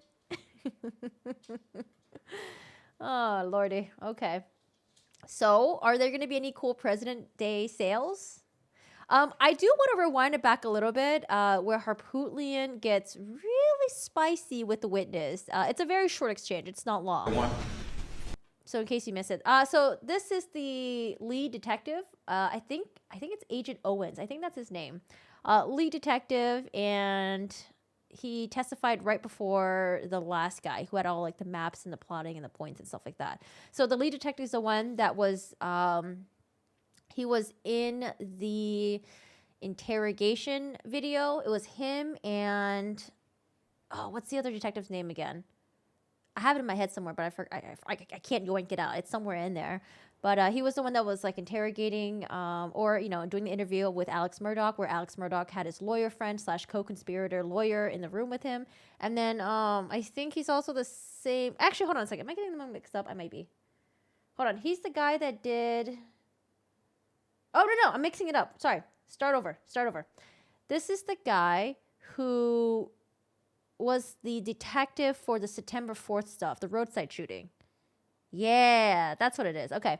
So, yeah, he was the one that, when Alex Murdaugh had the roadside shooting thing, he was the one that talked to Alex Murdaugh and then had the interview with him on the phone with Harpootlian. Okay, we're getting there's so many different law enforcement officers involved because there's so much shit that happens. I'm getting it all mixed up. Okay, there we go. I said it straight. Sorry about that, guys. Not trying to confuse you, too. Let's go to Mr. Harpootlian for his cross-examination, I think. Okay. No, but it was included with the... Yes. Right around here? Prior to my arrival, this was taken, photographed by Hampton County EMS. Okay. So prior to my arrival, this was taken. I can play it for you. You recorded it. Oh, absolutely. If it's, I'm not denying that I've done it. I don't... Yeah, Harpootlian gets really spicy here. Subdural. Laceration on the back of his head that was considered... Injuries. There was a doctor. I'm a SLED agent, so I have...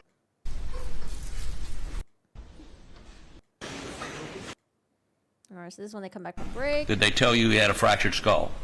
They did not.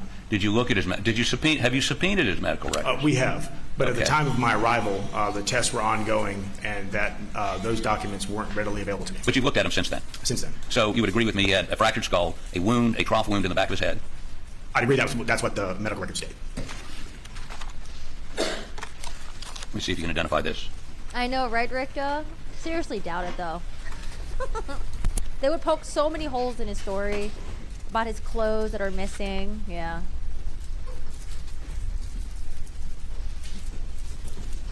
Medical. He received to us. Do you have any objection? You got to relate on one. Records. Did you sweat? Yes. At the time of the incident, they weren't discussing his medical condition with us. We were able to, due to HEPA, they weren't readily providing us access to his medical records or consultation with his doctors. We had a general understanding based on what Mr. Murdaugh told us, or told deputies on the side of the road, and based what he stated on 911, that he had been shot in the head. So when we arrived and we saw a subsequent injury. Just let me cut to the chase here. Did you all subpoena the medical records? Yes, we did. Are these a portion of the medical records, the business records that you received from the hospital of Savannah, the Memorial Health? Yes, sir. Okay. Does that resolve that issue? Business records? Personally. Without objection. So let me have you, if this will refresh your memory, look at page 1, what the medical staff says are his injuries. I'm not a doctor. I'm a SLED agent, so I have a general understanding of the terms on the page. Does it indicate he had a furrow wound in his head? I'm not trying to play coy. It just says, I can read it if it says. Okay, let me publish part to you and see what you think. Left posterior peritoneal subdural hematoma with adjacent blood products. What do you think that means? What's a subdural hematoma? Obviously, it's a bleeding on the subdural part of his head, so it could be a brain bleed. Absolutely, yes. Okay. It says linear left posterior peritoneal bone fracture. That would be a fractured skull. Yes. Okay.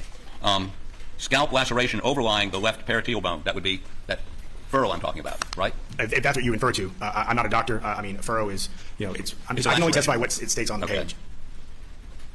And attending radiologist reviewed all the images and agrees with the interpretation. So radiologist looked and saw brain bleed, saw a subdural hematoma, saw a fractured skull, and made findings consistent with a bullet wound to the head. Did they not? The medical professionals reviewed his charts and his tests. They came to that opinion. We refer to them as it relates to their findings. I'm sorry, refer to them what? We refer to them as it relates to their findings. If that's what they determined happened, we refer to them. So he had real injuries? There was a laceration on the back of his head that was consistent with a gunshot wound. fractured skull, subdural, brain bleed, right? If that's what the record say, then yes. Have you ever told anybody that, specifically the Maggie's sister and her husband, that Alec had been shot in the head? I mean, I can play it for you. You recorded it. Oh, absolutely. If it's, I mean, I'm not denying that I've done it. I don't remember. I just want to make sure you've told somebody that Alec got shot in the head. Yes, I've never questioned that Alec's been shot in the head. Okay, I'm just trying to. Okay, that's we're it. having a difficult time here communicating this morning. I don't quite understand it. The simple question was he shot in the head? And you said, I'm not sure until just now you said yes, he was shot in the head. I apologize. Yes. So we agree on that. He's shot in the head. Yes. Okay. And he was in intensive care for a while, and then he was let out relatively quickly. Isn't that right? Yes, I believe he was released on the 7th. Okay. Now I'd like to show you Defense Exhibit 125 and 127. There's a picture of his head. Are these photographs consistent with what you saw Alec Murdaugh at the hospital? No. This first photograph was photographed by Hampton County EMS. Okay. So prior to my arrival, this was taken. When I arrived in Savannah, Alex was not in this condition. But you represent that these. This image is something that I can. So I can see why Harpootlian wants to hammer this down about the brain injury and all that stuff is because when I read it in like the news reports, it was like, oh, he had superficial wounds. But I mean, it did mention in the medical records too that he had superficial wounds. And so it kind of sounds bad. It was like, oh, this guy's like trying to have someone assassinate him, but he only came out with superficial wounds. Like, then it must be fake that he wanted to die, right? But, you know, Harpootlian's like, well, you know, it does say brain fractures, subhemo, whatever, brain bleeding and all that stuff. So it was pretty serious. So he did want to die. But yeah, I don't know. I thought the medical records thing was, to me, it was confusing. I saw at the hospital. I didn't see this. Okay. So this was taken by who? Hampton County? I don't know who took the photo, but it was included with the Hampton County EMS records that we obtained. Okay. Like maybe superficial just means there was like the cut didn't go in deep, even though the fracture did happen and there was brain bleeding. I don't know. I don't know. To me, it sounds bad, but. Yeah. So did I offer these? No objection. Okay. So let's look at. Do I have to go to the Elmo? Or do you have these? So when I think it's superficial, I think of like paper cut or something.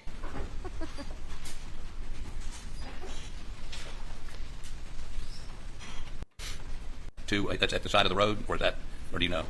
This photo was included in the records from Hampton County EMS that we obtained at the time that he provided the recorded statement inside the ambulance, where he gave the detailed description of what happened to him. Which we listened to? Yes, yesterday. So at some point, his wound was treated, and he was placed in a cervical collar outside my presence. I wasn't present when he was transported. I didn't meet with Mr. Murdaugh until I went to Savannah. Okay. Put the next picture on.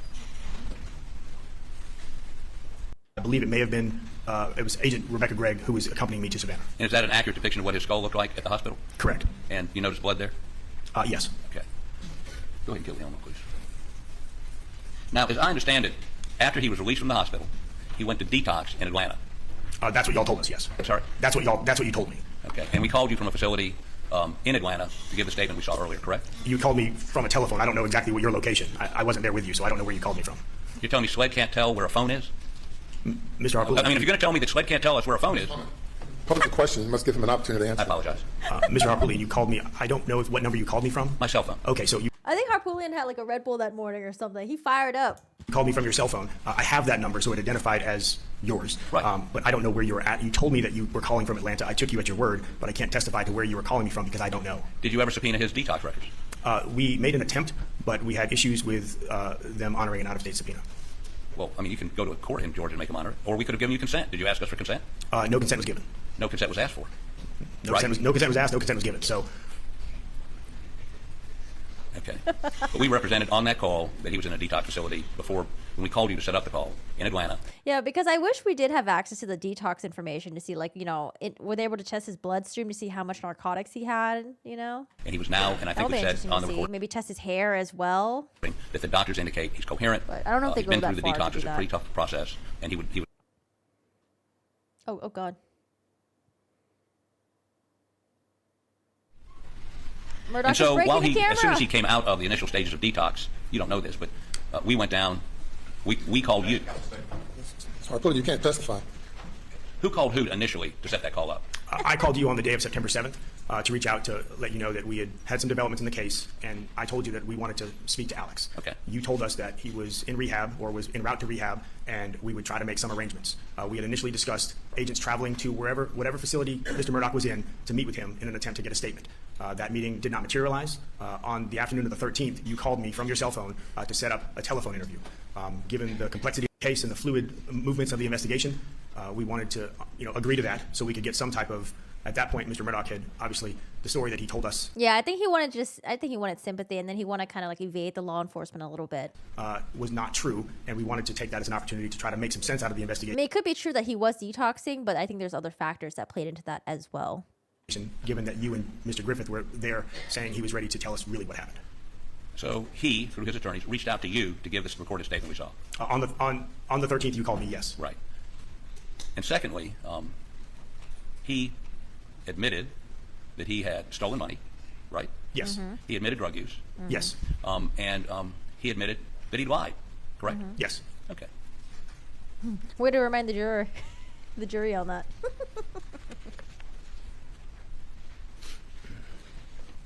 And as a result of that statement, he was charged with insurance fraud, conspiracy to commit insurance fraud, and filing a false police report. Is that correct? Yes, he was.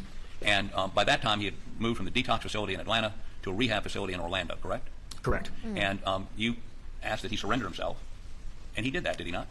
Yes, he did. He had his son Buster drive him from Orlando to Hampton County, and I believe you all met him and by prearrangement, him and Buster at his mother's house. The agreement was for us to meet you and Mr. Griffith with Mr. Murdaugh, that no stops be taken from Orlando to Hampton. We encountered Mr. Murdaugh and Buster pulling into the driveway of the Almeda property. So outside of our agreement. So Mr. Murdaugh was taken into custody as soon as he arrived at Almeda. Well, so perhaps if we weren't going to Orlando, stopping to get his lawyers before he surrendered himself would have been a violation of our agreement? No, our agreement was that Mr. Murdaugh was to go from Orlando directly to your custody.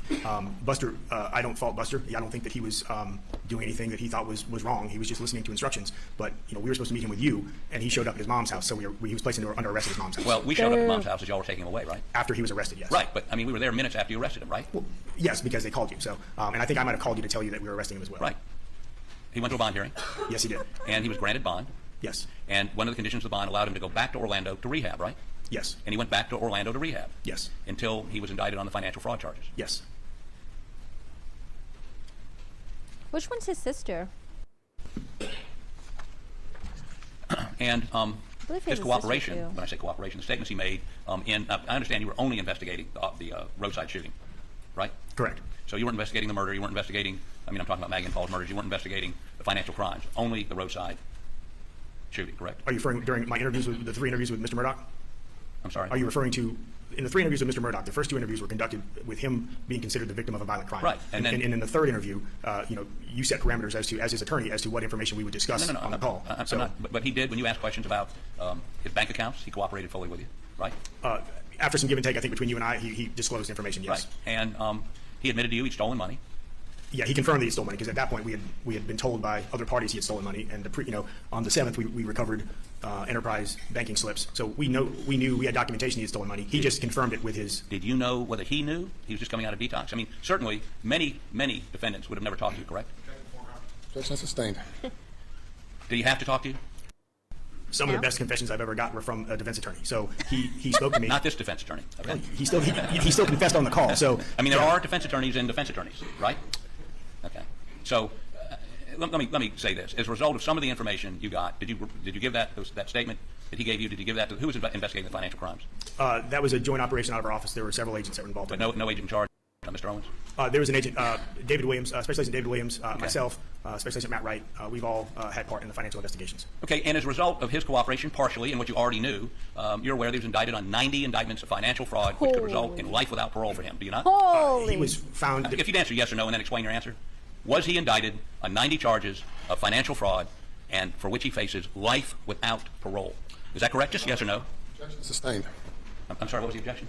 There's an objection, and I sustained the objection. I'm sorry, Your Honor. I don't understand the grounds of the objection. 401, Your Honor. I'm sorry. I understand what 401 is. I don't know why it applies to this. Objection sustained. The information you got was voluntary about the financial piece of this was voluntary by him? No one threatened him? No one coerced him? He has 2 lawyers sitting there, right? To the best of my knowledge, no one threatened him. I was not present with Mr. Murdaugh at the time of giving his statement. It was over the telephone.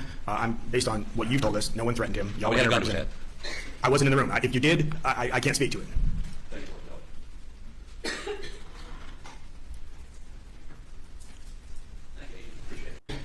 The defendant, Alec Murdaugh, on September 4th, that was in the hospital, is that right? Yes, it was. Did he agree to speak to you? Yes, he did. Did he respond appropriately to you? Dealt with this matter, and if we're going to go into this, we'd like a Jackson v. Dino hearing as to his competence to talk to him in the hospital. Mr. He specifically cross-examined him on the injuries in the hospital that he had suffered, and I'm just following up with the agent about the circumstances generally of his interaction with Mr. Gentlemen, we'll have you go to the jury room for a break. Please do not discuss the case.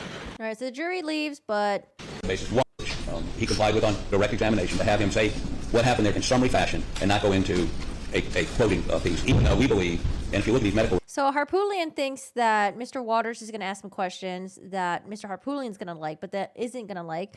But Mr. Waters is like, oh, no, I'm actually just asking this. I'm not asking all that. I'm just asking this little tiny part right here. And Mr. Harpootlian's like, oh, okay, sorry, I didn't know that. And then the jury comes back in. Records, he's showing positive for barbiturates and opioids, many of which were administered by the hospital. Yeah, because they were saying that, like, oh, when the police questioned, I don't know, Murdaugh when he was at the hospital, he was not sound of mind. He was under a lot of influence of other shit that the hospital gave him. And if you want to have that part of the testimony in, then you have to have the medical doctors come in and testify and say whether or not he was of sound of mind. But then Waters is like, oh, no, we're not going to really get into that. We believe the doctors will say he was not competent to give any sort of voluntary statement. And he was not advised of Miranda warnings. He wasn't incompetent. The sum total of my questions was specifically in response to the cross-examination. I was not going to ask him to go back to to relate what he related to Agent Kelly, which again they'd already agreed for us to do in summary fashion. It was simply going to be questions that he was not in custody. He was voluntarily agreed to talk, and his questions were subject matter appropriate, and he appeared to understand the questions. That was going to be the extent of it, and it was in direct response to their putting in the records and discussing the injuries that are reflected in those records. That was the extent of my questioning, not to reiterate the summary to which, frankly, they'd already agreed to allowing us to do, which we did yesterday. If that's all he's going to have, I withdraw my objection. All right, very good. Okay, he withdraws objection. Jury comes back in. They chat a little bit. Thank you. The objection is withdrawn. You may proceed. Thank you, Your Honor. May it please the court. I interviewed, and I'm just asking these particular questions. When you interviewed the defendant on September 4th, that was the day of the roadside shooting, correct? Correct. Did he voluntarily agree to talk to you? Yes. Was he in custody in any way? He was not in custody. Did he respond appropriately to your questions? He responded appropriately and consistently to the answers to my questions that were given on the 911 and on the to Hampton County deputies. Did he appear to understand your questions? Yes. And did he respond appropriately to the subject matter of those questions? Yes. When you interviewed him on September 6th, he was still in the hospital, is that correct? Yes. And at that time, did he voluntarily agree to talk to you? Yes. Was he in custody at any point? He was not. Did he respond appropriately to your questions? He did. Did he appear to understand your questions? He understood the questions and, again, gave consistent responses to the interviews from September 4th, from the 911 call, and from the video from the ambulance. Right. And his answers related appropriately to the subject matter of your questions? Yes, inside of the room. That's it. You were asked a little bit about the circumstances of the telephone interview on September 13th, 2021, correct? Yes. And did you want to do a telephone interview, or did you want to speak to him in person? No, our initial inquiry was to go to where he was at. We did not know his location. They took him out of state. Our intention was to go meet with them wherever they had him to conduct that interview. When those plans did not materialize, time was of the essence. When they called us and agreed to have the telephone interview, we made an investigative decision to agree to that and conduct the interview over the phone. That time period between September 6th and 7th, when all the developments you testified to yesterday on the side of the road took place, and September 13th, was SLED just sitting around doing nothing, or were you all actively attempting to further question the defendant? We were absolutely actively in working the active investigation. We were actively attempting to make contact to have that interview and make that take place. And it was September 13th that the defense agreed, but only through a telephone interview. Is that correct? Mr. Harpootlian called me on the 13th, and he said, "Hey, we have a short amount of time. We can do this. Can we make it happen?" So we had to make it happen within about 30 minutes' notice. So Agent Albayalde and I. Yeah, because when the defense said that when he confessed to lying about that, they made it seem like he did it out of his own volition. Like he was like, oh, a couple days after he lied, he decided to come forward and tell the truth and say he lied about this, this, and this, and this. But what really happened was they already had, I think like Cousin Eddie was already being questioned because they already had Cousin Eddie's phone number from one of the nurses' phone. And they already knew that Alex Murdaugh lied, hired Cousin Eddie. And that's when Alex Murdaugh decided to come forward about all this. Got to a place where we could conduct the interview, and the interview occurred. And when y'all had that phone interview that the jury heard yesterday, at the beginning, they put limitations on the subject matter of what could be discussed. Yes, they advised that they would only discuss the side of the road shooting, that the Moselle incident, and the financial crimes were off limits. Ultimately, some financial information was discussed. Is that correct? That is correct. But Moselle never was. Is that right? Correct. You were asked about ultimately when he was taken into custody. Is that correct? Yes. Do you remember roughly what date that was? I don't have the booking paperwork. I don't remember what specific date. I took him into custody twice, so I don't know what date. And that was after he had finished that rehab stint. Is that correct, to your understanding? Yes, we took him in custody once in... I just call people whatever their username is. On the Alameda property. We also took him in custody a second time when we went to Orlando to extradite. What you were just asked about by Mr. Harpootlian when he returned to South Carolina, that was the first time ever that he had been taken into custody. Is that correct? Yes. And that was for charges related to the side of the road? Yes. Anything else? That's I it? have date in front of me. I apologize.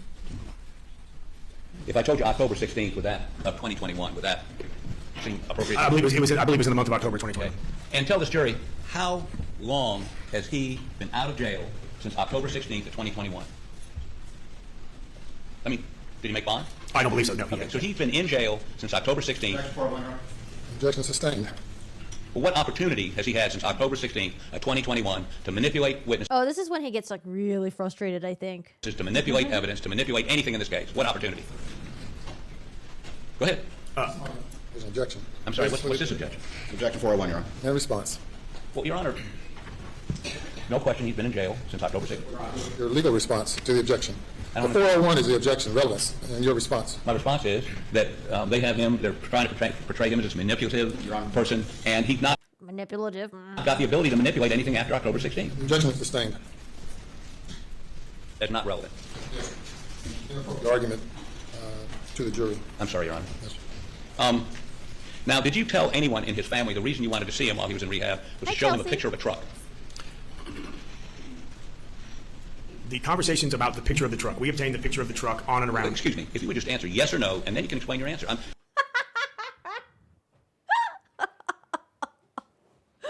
Oh, man. We're going to go down this trail, and if you say no, then I'm done. If you say yes, then I'm going to ask you when you did it. And we don't have to go through this back and forth for the next 10 minutes. Did you tell anybody in his family you wanted to see him in rehab just to show him a picture, among other things, just to show him a picture of a truck? I believe that was one of the items we wanted to discuss with Mr. Murdaugh. Okay. And so you're giving the impression that at that point you still believed him, and you just wanted to show him a picture of a truck. 401, Your Honor. Relevance? Really? Let me hear that question again. You indicated to a member of his family you knew was communicating with him that all you wanted to do was show him a picture of a truck. Back to the form, Your Honor. It's cross-examination. Thank you. Did you communicate? What's the response? I asked the question. Could you repeat the question, please? I'm sorry. Harpoon's over it. Are you a senior special agent?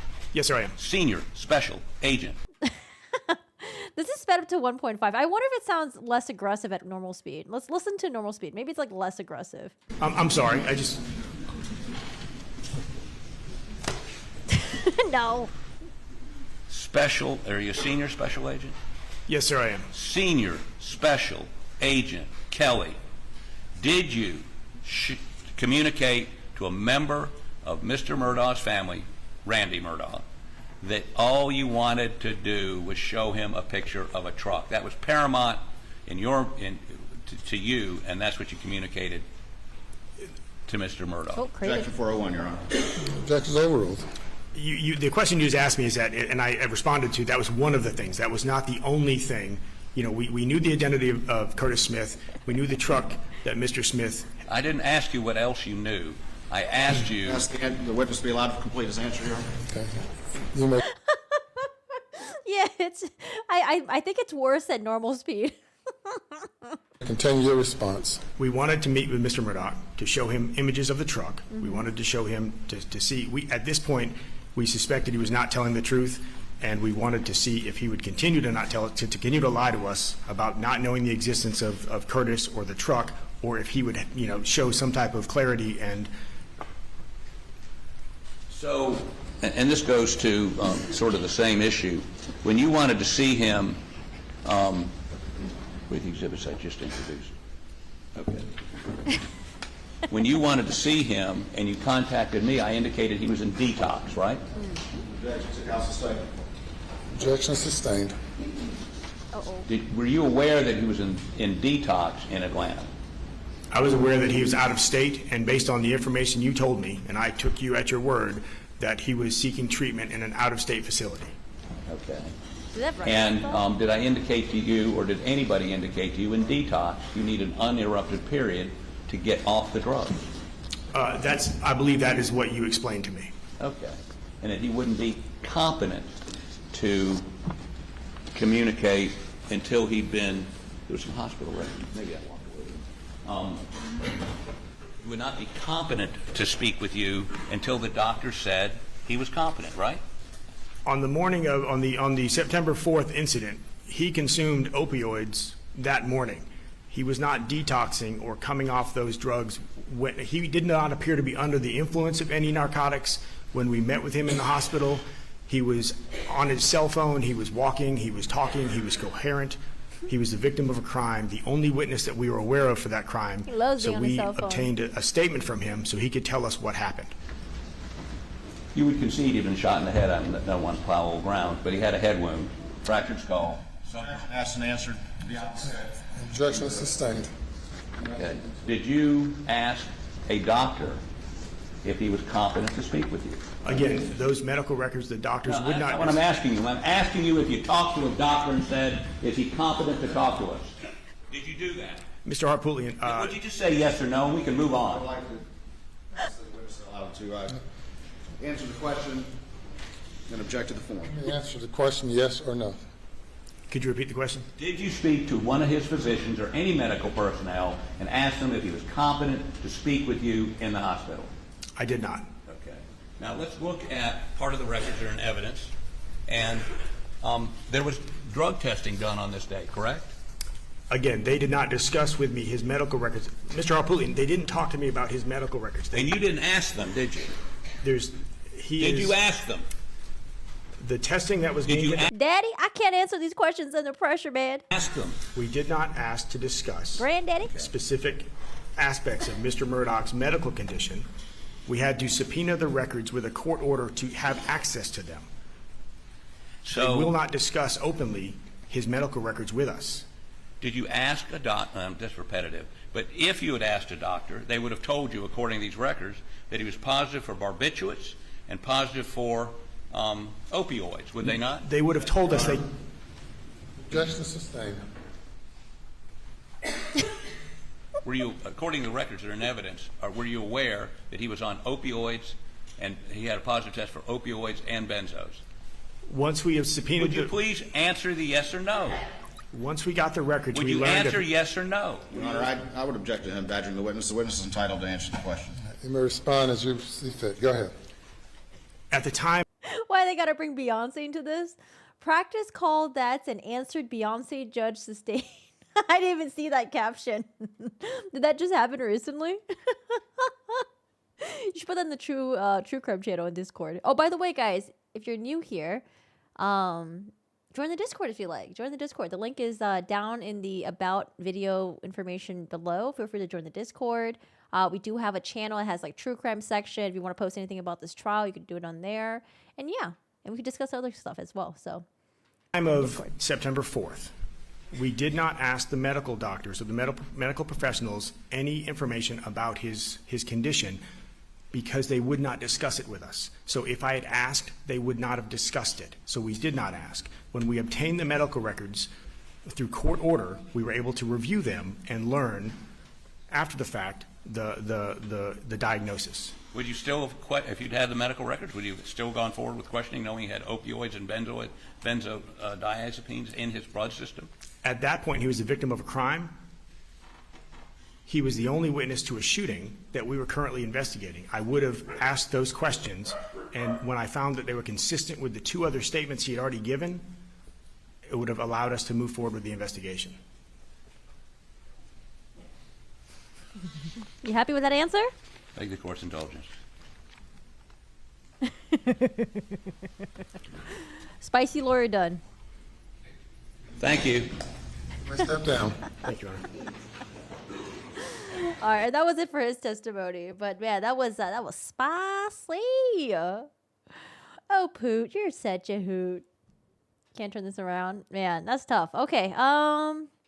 Well, you know, we got a 3-day weekend. Monday, we can sleep in a little bit late because there's no trial on Monday. It'll resume on Tuesday. The defense is presenting right now. The state is done. They rested their case. But what are your guys' thoughts so far? Do you think, I mean, I would say right now the defense started a little bit slow, but it's possible that they have, you know, the two witnesses. Maybe their testimony sounds a little bit weak, you know, but maybe it will tie into like a grand scheme that they have later on. I don't know. They might, I think like the next witness that they're going to have on Tuesday is going to be like a juicy witness or something like that. They said they said the examination, or sorry, they said the, is it cross-examination? No, they said the, what do you call it again? Cross-examination, redirect, examination? Yes, they say the examination for that one's going to be like really lengthy, like 2 hours long or something like that. Great day for the state. Defense can't turn this around. Yeah, we'll see. I don't know. Maybe they'll introduce another possible suspect that was in that area. Maybe they'll be like, oh, the police didn't look into cousin who and whoever, and maybe there'll be, you know, like cell phone tracking. Like, I don't know. But we'll see. Yeah, right now it looks really bad, man. Alex Murdaugh, like, this is looking so bad. And people are saying that, like, even though if he doesn't get a conviction for this, he still has all the financial crimes where he was facing, I think his own lawyer said, like, what, 900 years or something? So it seems like no matter what happens, this guy's going to go to jail for a very long time anyway. But I don't know. Maybe he's trying to still preserve the Murdaugh legacy or name or something for a buster, although it's already kind of in shambles. Like, I don't know. I don't know why he would continue to go on with this. Let's say if he was guilty and everything just looks really bad on him. No, they said like 900. I think Jim Griffin said like 900. You're still waiting for the Winnie the Pooh horror movie? Oh, I heard... isn't it out already or something? I thought it was already out. It looked okay, honestly. It looked very meh. What else was there? So we had 2 witnesses that went today. We finished up with the lead... I think he's lead detective of the September 4th roadside shooting, murder, suicide, hitman plot thing, and then we went with the other detective who had like a whole like timeline of where everyone was that day. So that was about it. And then we had 2 witnesses from the defense's side that were kind of like, you know, we had the coroner, and then we had the lady that did the public, what's it called? She and the sled drafted like this statement to the public. That's about it. Hi. Patty, in his other crimes roadside, he was so sloppy. The murder so highly planned out, like the criminal mastermind doesn't make sense. I was thinking the same thing initially, but I don't know. I'm starting to think that, like, let's say that, like, because he had his phone with him and he was like, you know, walking around. He like took Maggie's, I mean, people think he took Maggie's phone, chucked it out of the window, and then he like sped up a little bit right at the point where Maggie's phone was found. Is a little bit sus. And like, I don't know, because I was thinking that, like, you know, the roadside thing seemed really sloppy. But, you know, maybe he got really cocky from, you know, what happened to Paul and Maggie. And when he did the roadside thing, maybe he was just like, oh, you know, like, they're not going to catch me. They're idiots. They don't know what they're doing. So I don't know. Maybe he got really cocky and he like slipped up a lot. But what I think is, I think he just got really lucky with the, you know, if he committed the murders, I think he just got really lucky. I don't know if I see him as a mastermind or anything like that. I don't know. But yeah, definitely very sloppy, because in the roadside one, I mean, he threw the knife out to the other side of the road, the knife that he used to puncture the tire. Why not puncture the tire, give it to Cousin Eddie, let Cousin Eddie discard it, and then, you know, tell Cousin Eddie to, you know, if he really wanted to be shot, to, like, you know, shoot him point blank in the head or something, right? But yeah, I don't know. Who knows, man? Who knows? Oh, really? The budget was under 100K. It seems like it made 1.8 million already. Oh, interesting. Yeah, I mean, if that's what the budget was and that's how much it's been making, good for them. It's kind of like Paranormal Activity, right? Paranormal Activity, wasn't the budget for that was like, they only spent 10K on that? But look at the Paranormal Activity franchise. Now they're like number 6 or 7 or something. But yeah, anyways, I'm really glad that we're going to have a nice little weekend break. And I thank you so much for hanging out. Thanks for chatting with us. Thanks for lurking. I appreciate you guys being here. My stream for this coverage of this trial is just basically for people like me who don't want to wake up super early to catch the trial from like the very beginning, because like this starts at like 6:30 a.m. my time. So my stream is more friendly towards people who want to wake up a little bit later or just catch it a little bit later. So what we do is like we watch it in real time, but then whenever they take their 1 hour and a half breaks and their 15-20 minute breaks, we watch some of the highlights and we just like speed them up a little bit. So we try to get most of what we can. Hello, Crosby. How are you doing today? How's it going? Yeah, I'm going to hop on to Twitch now. So thank you so much for joining me for watching this trial. I do stream on Twitch as well, but on there we don't do any of the serious stuff. We just play video games. So thanks for popping on in. I hope you guys had an interesting time here. And I hope you guys have a good weekend. I will see you guys on Tuesday. It will probably be 9:30 my time. Bye.